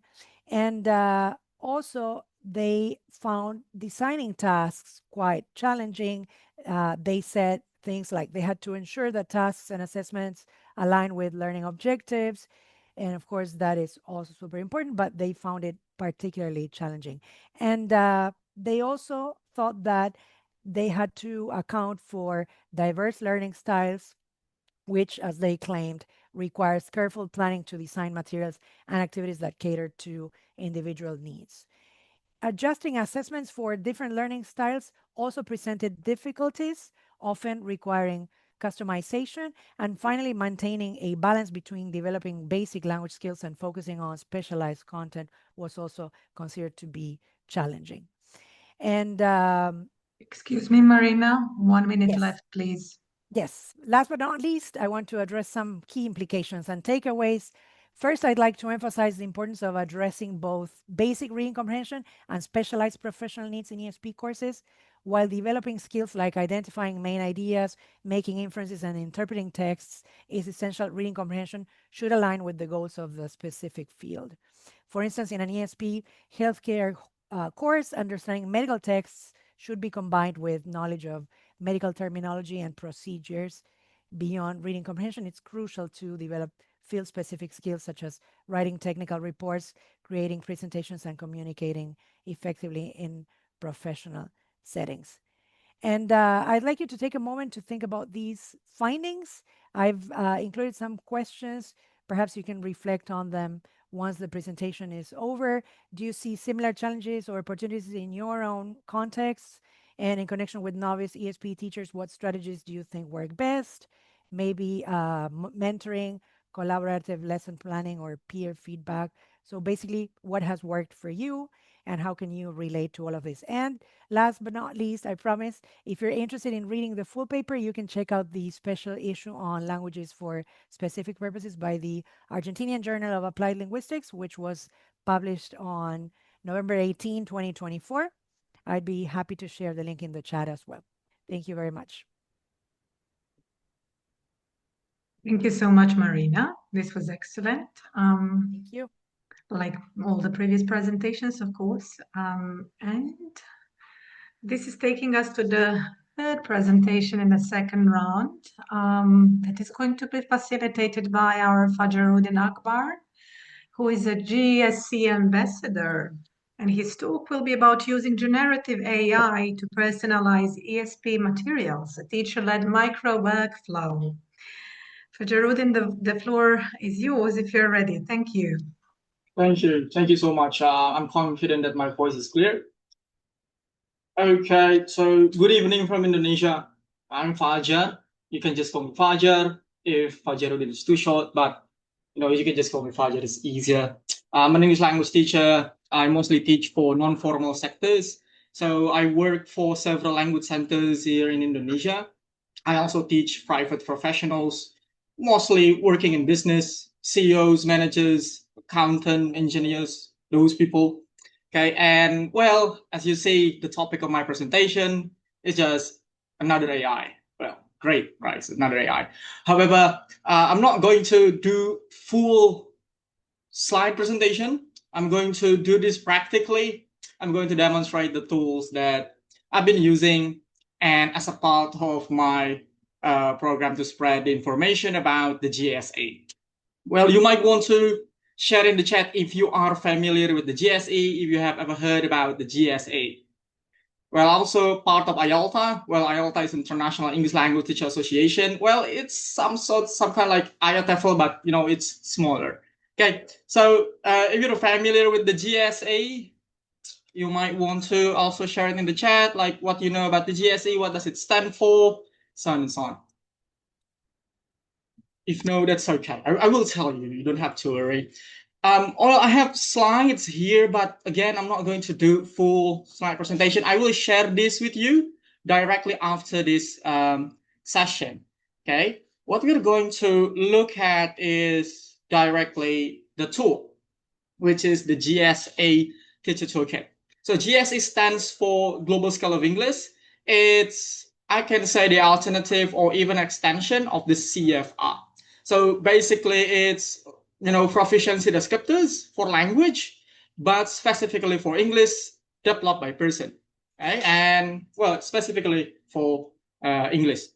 This tool is free. You don't have to subscribe. You don't have to buy any person products. You don't need an account. Okay, you can just go to a GSA Teacher Toolkit. It's pretty easy to search.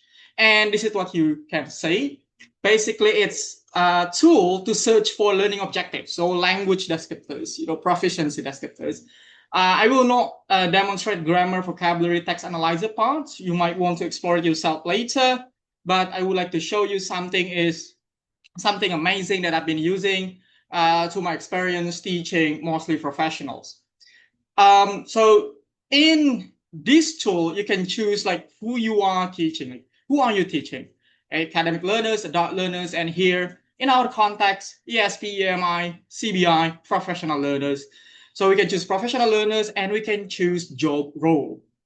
Okay, like again, who are your students? Where do they work? What do they do? We have a wide range of professions. We have architecture, business, and so on and so on. You can pretty much explore it later on. So, well, I have a student who is an accountant. So she's a private student. So we have this lesson one-on-one online. So I will choose business and financial operations. And there are even categories to that. Well, again, my student is an accountant. So I'll just choose accountant and auditors. And you can choose skill, whether you want to focus on your the language skills, basically 4 skills, listening, reading, speaking, writing, or even business skills. So we have a range of business skills. And now a GSE has also research and develop soft skills descriptors that is aligned with, of course, English language learning. So, well, I would just choose business skills because, well, it will be about business. And, well, let's say one thing that I would like my students to learn this time is, well, let's say reports. So we have reading reports, writing reports. Well, I'll go with reading reports. You can actually choose the range of or the limitation of your student's level. So it has the GSE scale and the CFR. So GSE scales range from 0 to 90, but here we have 10 to 90. And of course, you know, A1 to C2 in CFR. I will not set the limit so we can see like how many descriptors that you can find in this skill. Okay, so we only have 4. So we have the GSE scale, we have the CFR scale. Okay, so in GSE it's PB8, in CFR it's B1. It doesn't stop there. You can also open it and then you can see the job profile, like who might need this skill, this description or learning objective, can compare information given in different texts, basically reading, right? So we have job profiles, so who might need these learning objectives, and we also they also integrate the soft skills. Okay, we have the GSE, CFR level, so on and so on. Well, the more general the learning objectives is, you can find more results. When, of course, the more specific that you set it, it will be, you know, more specific. So you can copy it. You can just, you know, copy and paste it to your learning objectives. You can download it into spreadsheet or PDF. Okay. Now, what does this have to do with AI? So we're going to inject this learning objective into a prompt, into your favorite chatbot, okay, with ChatGPT and so on. I will just demonstrate it with ChatGPT. Well, actually, I have made it because in case, you know, technical problem with the ChatGPT or with my connection, this is what I've been doing. Well, these days we have been in concert with a lot of ways or strategy to use AI or chatbot, which is prompting. There are these frameworks to prompts or templates, but I mostly use AI like this. Okay, so I just set what I want to do with it. Okay, I will use this chat to create teaching learning materials for my faculty students working in accounting. So that's how I usually start using my chat with ChatGPT or other chatbots that might be your favorite. Okay. Well, these days you can do personalization with your account, which you can basically set in your setting. Like you can do personalization, you can add more information about yourself. You can tell that you are teaching, you're an English teacher, and so on and so on. And it has this updated save memory. So One more minute to go. okay, thank you. This chat will only remember or know it, roles to create teaching materials. And this is basically a simple example on how you can do this. Create a simple worksheet. Well, I love worksheet. A lot of teachers love worksheet, but of course you want to make it more specific. As example, you just want to create a reading passage.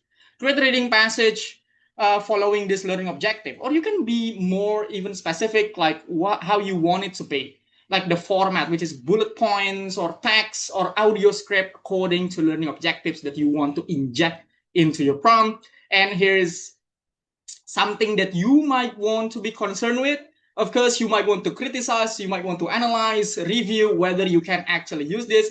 But as you see, it is aligned with what I want, which is compare information given in different texts. So it gives me text, okay, according to the level. But again, you might want to review it yourself as English teachers. So that's the thing. I hope that you can follow it. Bear with me, though it was too fast. I will share the slide. It has the summary of my presentation and demonstration, and you can connect with me on social media. Thank you very much. Thanks so much, Fajar. This was great. And we should be going on to the fourth presentation in the second round of pop-up presentations, facilitated by Yasmin Mustafa. I'm not sure that Yasmin is with us at the time being. She's just informed me that the internet connection in her area is rather unstable, and therefore she sent her pre-recorded presentation.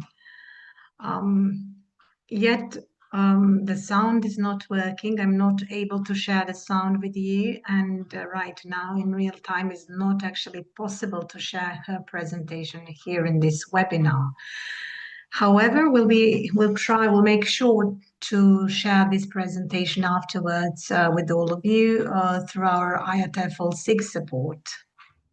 Yasmin, just to make sure one more time, if you are with us.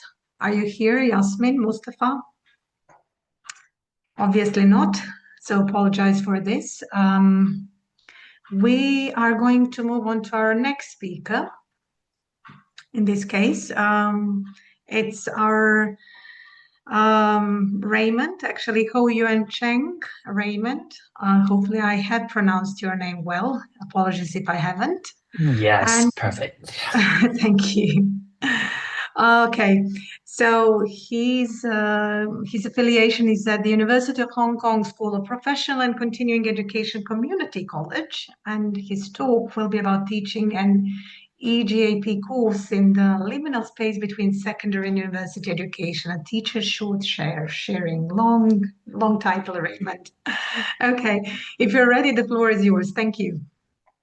Yeah, so hello everyone, my name is Raymond, I'm from Hong Kong. So I'm an EAP practitioner in the college, but I actually major and teach literature, but I also happen to be the EAP coordinator. So I have my Southern Delta, and for the time being, I'm currently finishing my 23rd PT in teaching EAP. So a lot of these reflection is related to my work. So today it's quite a lot about my work and also some of my recent reflection for my classroom.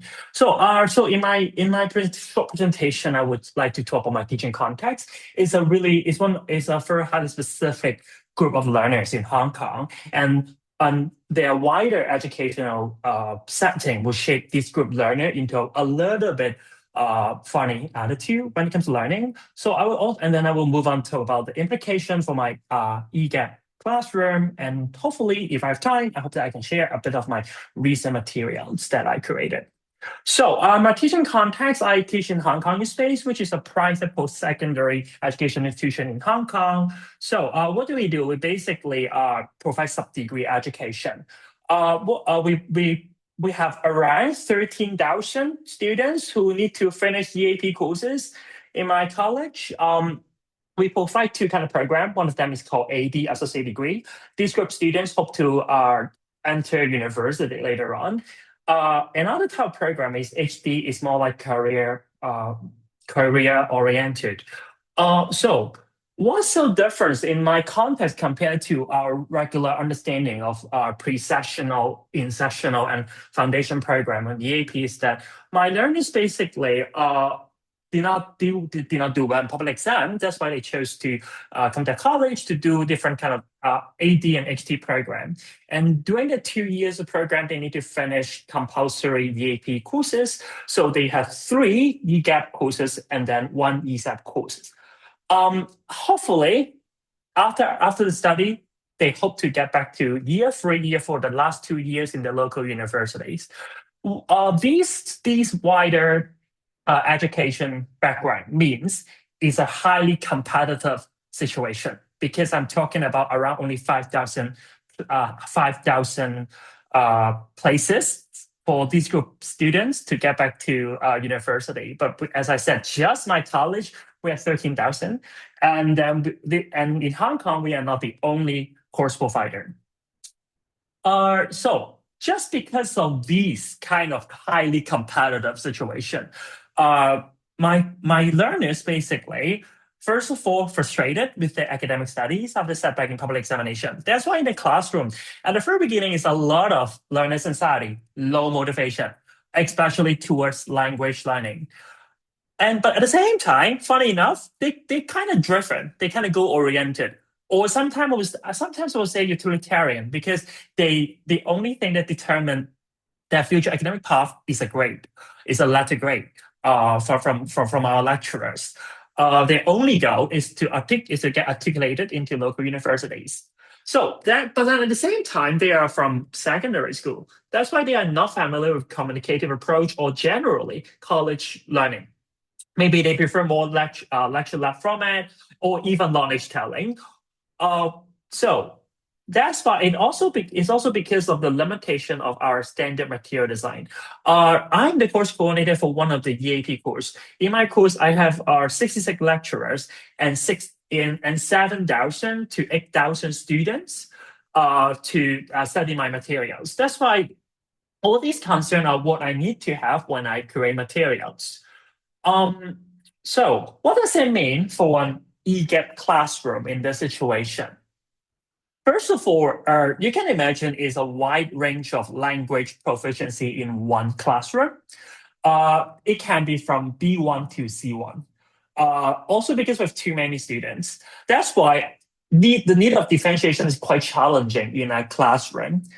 Secondly, is large class size and number of classes. For example, for me, like I have for one EAP class, I have 25 to 30 students, but then I have 6 classes in every semester. That's why interaction pattern is completely different. It's quite challenging in such a large class. Mixed discipline, they all come from different discipline.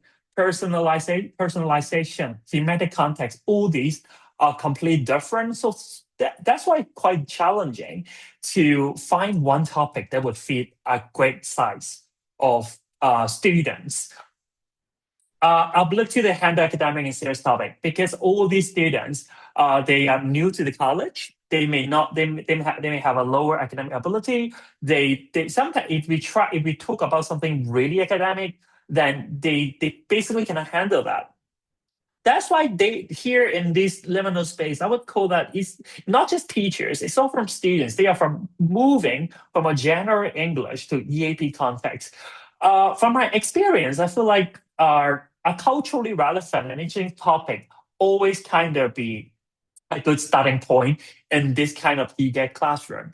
I know for a lot of EGET classroom, they hope to equip students with general academic skills, which they can transfer into their own discipline. But then when this classroom is about one letter grade, my students mostly focus on how they perform in the assessment. They seldom really think about how their academic skills are able to be transferred into their own discipline. That's One what more create a minute to kind go, of Raymond. yes, thank you. That's what create a really sometimes a little bit negative vibe, like teaching to test. So with all this consideration, my job at the moment is to curate all the materials from knowledge telling with a kind of more balanced approach between knowledge telling and cognitive approach. One example that I could have is that this is one of the topic that I chose is our Korean phenomenon called mukbang. A lot of teenagers know what is it in Hong Kong. It's just you can imagine a KOL like eating a large amount of food with AMSR sound effect. So my students we usually start with topics like this because they understand, they relate to it, they have a lot of ideas what they want to talk about. And after that, this is one of the examples where how I teach cohesive devices. And then the way we do it is that, this is one of the examples, is that they can join different sentences in the way they want. Because I have a large class, abilities are different. So they can use their own linguistic repertoire to join the sentences in the way they want. Before I really talk about the grammar point I need to talk about.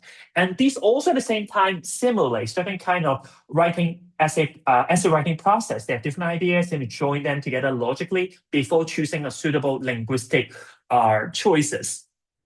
And then we'll introduce an actual journal article, the original paragraph, and they can see the gap in their interlanguage. They can look at the function-based kind of understanding of cohesive devices. This is just a glimpse of one short task in my materials. So my point is that sometimes in my context, I always need to come from a really general English kind of topics into escalate it to a really academic topic or academic skills that can be transferred into their own discipline. To further scale things up, we can even just a simple topic like this can even talk about discourse and information pattern. All this scaffolding is way much more complicated when it comes to EAP context for low-level learners in order for them to transfer their skills into their own discipline. But all this at the back of my students' mind is about a letter grade. Sometimes it's quite discouraging, honestly. So this is one last quote, but I think I will skip it. My whole point is that what I feel like is that when it comes to EAP, there are a lot of literature, standard way of understand EAP. But when it comes to institutional constraint and wider education setting, a lot of our principle actually twisted in order to fit into what the learners really want and prefer. And of course, there are also a lot of cultural factors there. So thank you. I think that's the end. I hope I was not getting too fast just to squeeze a lot of things into one thing. Thank you. Thank you so much, Raymond. And before we go on to the next slide, I just want to remind everyone that Raymond is our 2026 scholarship winner, and he will be appearing at the main conference in Brighton. Thanks very much, Raymond.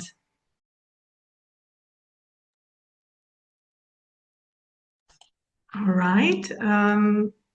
So with this presentation, we have finished with the second round of the pop-up presentations, and I'm going to hand it over on to Caroline. Thank you. Thank you, Sonia. Yes, as was talked about just now in the chat, so whoever it was brought it up in a very timely fashion. Thank you very much. We are organising a webinar series once again. We've been doing that for the last few years, again in 2026. There'll be details on our website very shortly and also as a mailing to our members via IATEFL head office. We welcome proposals. So if you have an idea based on, I don't know, something you've talked about yourself today or something you've heard someone else say that's inspired you. Please do get in touch. We welcome proposals. Please contact Sonia and me. The contact details are coming up towards the end of the slides in the event today. Any questions, just let us know. Thank you. Yes, thank you very much. And now on to our upcoming events. As Caroline stated, there will be quite a few webinars coming out in 2026, but what we know for sure, and we have a date, is our pre-conference event scheduled for 20th April 2026, right before the main ITAFL conference, so you can apply to actually attend, and the early bird rates and on the 14th of January, so make sure you use them. Our topic of this year's interactive pre-conference event, where we will have short talks and afternoon workshops. The main topic is the changing faces of teacher identity within ESP. So we will be exploring teacher agency, identity and curriculum material assessment, and technology AI, the continuous professional development, working with learners, our well-being, and sustainability. So we would be very happy to see you at our pre-conference event on the 20th of April 2026. And also our showcase day during the ITAFL conference in Brighton is on the 22nd of April. Here we'll have talks and workshops related to ESP, APUP, and the program will come out soon. Here is the contact information that was part of the chat and part of what we were discussing. So here on this slide, we can stay on it a little while. You can find the names and the emails of our presenters today. So do get in touch with them if you have some further questions or discussion with them. And we'll want to thank everyone for actually attending, presenting today for us. And of course, thank you very much for staying with us throughout the day and this event. We're coming to the close, and I would like to once again invite you to join ITAFL. You see the membership benefits, one of the key ones on this slide. If you decide to join ITAFL, if you are not a member at the moment, and if you decide to join us, the ESPSig, you would have quite a few very, very important membership benefits. By joining our SIG, you become, you can qualify to actually apply for a scholarship. First of all, about the scholarship on the main conference, but also since we plan to organize different events throughout the year 2026-2027, all members, all our SIG members would get discounted rates. Another very interesting membership benefit of the Espsig is that you can actually receive the current issue of our journal on professional and academic English. This is solely a membership benefit, so before it becomes public and available on our website, you would get it. Also, of course, you can actually volunteer for us, get in touch with us, help, and so on. So just follow the QR code, scan it, and you can find out more. And once again, thank you for being here. This is the fun time. All of you who have been here throughout the day have qualified to participate in the Wheel of Fortune, where we have some interesting awards. Over to Blair now.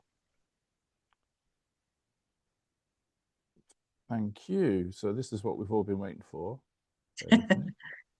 Kind of, yes. Thank you very much. So as I've been listening to you all, I've taken all your names and I've put them on. We have 5 prizes to give away, sponsored by our Express Publishing, 5 books. So the idea is basically we spin the wheel. If your name comes up, you win a prize. So this is the most exciting bit of the afternoon. So off we go. But you have to be here when yeah, this you happens. have to be here. So hopefully you are here. Hopefully you are. Yes. Okay. So let's see. So that is, Virginia Lopez Grasolia. If you'd like to get in touch with us, and then we can arrange the book being sent. In fact, I'm just going to take a Is note. Virginia here? Can we check? I before can't we check when I'm move? sharing my screen at the moment. Yes, okay. Yes, good. Thank you. Excellent. Let's Okay. move on. Next one.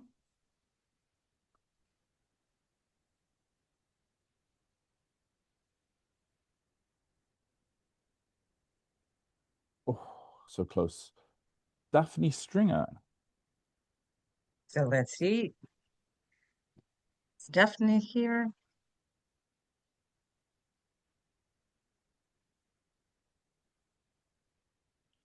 I'm not sure. I think not. Can someone check again? But as I can see, maybe. Give me a minute. No, I I think we should can't move see on. her. I can't see her in the list. Yes, I think we should move on. Then again. Okay.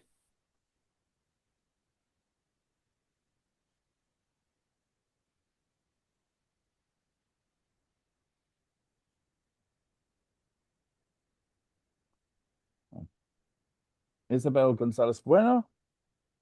Let's see. Is Isabel here?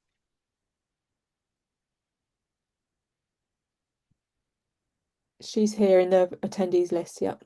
Yes, yes. Congratulations. Okay, 3 more to go.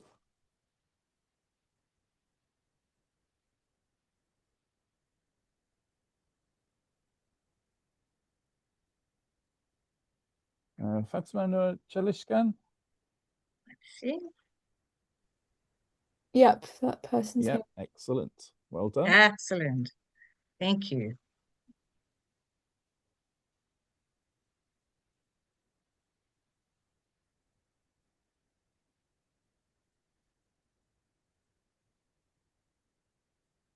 Excellent. Yulia Laskovich. Also here. Excellent. Great. Okay, and the final one. Congratulations.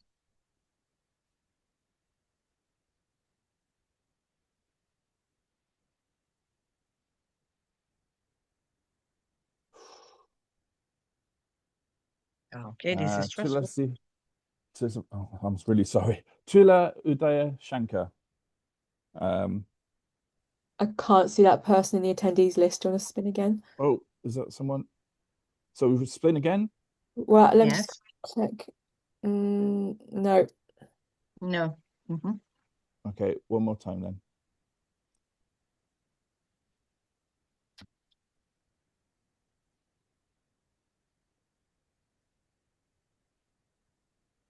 Oh, so close. Aitan Jafarova. No, I can't see that person either. Oh, well, they're missing out, aren't they? Okay, one more time. One more time. Or we'll just keep on going.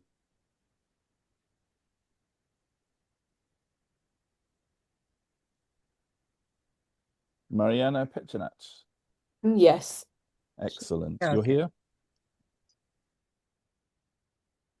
Good. Thank you, Okay. Blair. Thank you very much, and congratulations to all the winners. And thank you for staying with us till the end. So now we can actually close the event. Blair? Thank you, everyone. Thank you to all the speakers, to all the attendees. Thank you to all the organisers and the committee members and the sponsors. Please do keep in touch on social media to see for our upcoming events. And I hope to see some of you face-to-face in Brighton in April. And thank you all again for coming. Thank you. Thank you.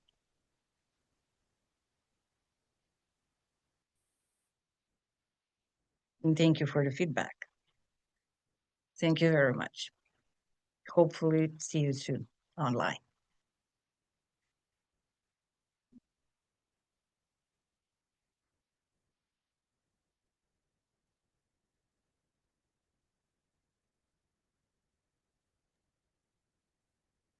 Thank you. Thank you.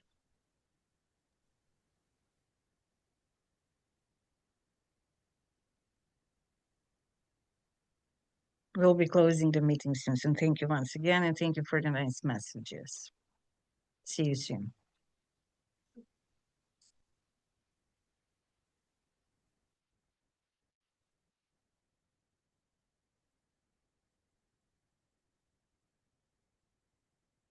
Goodbye.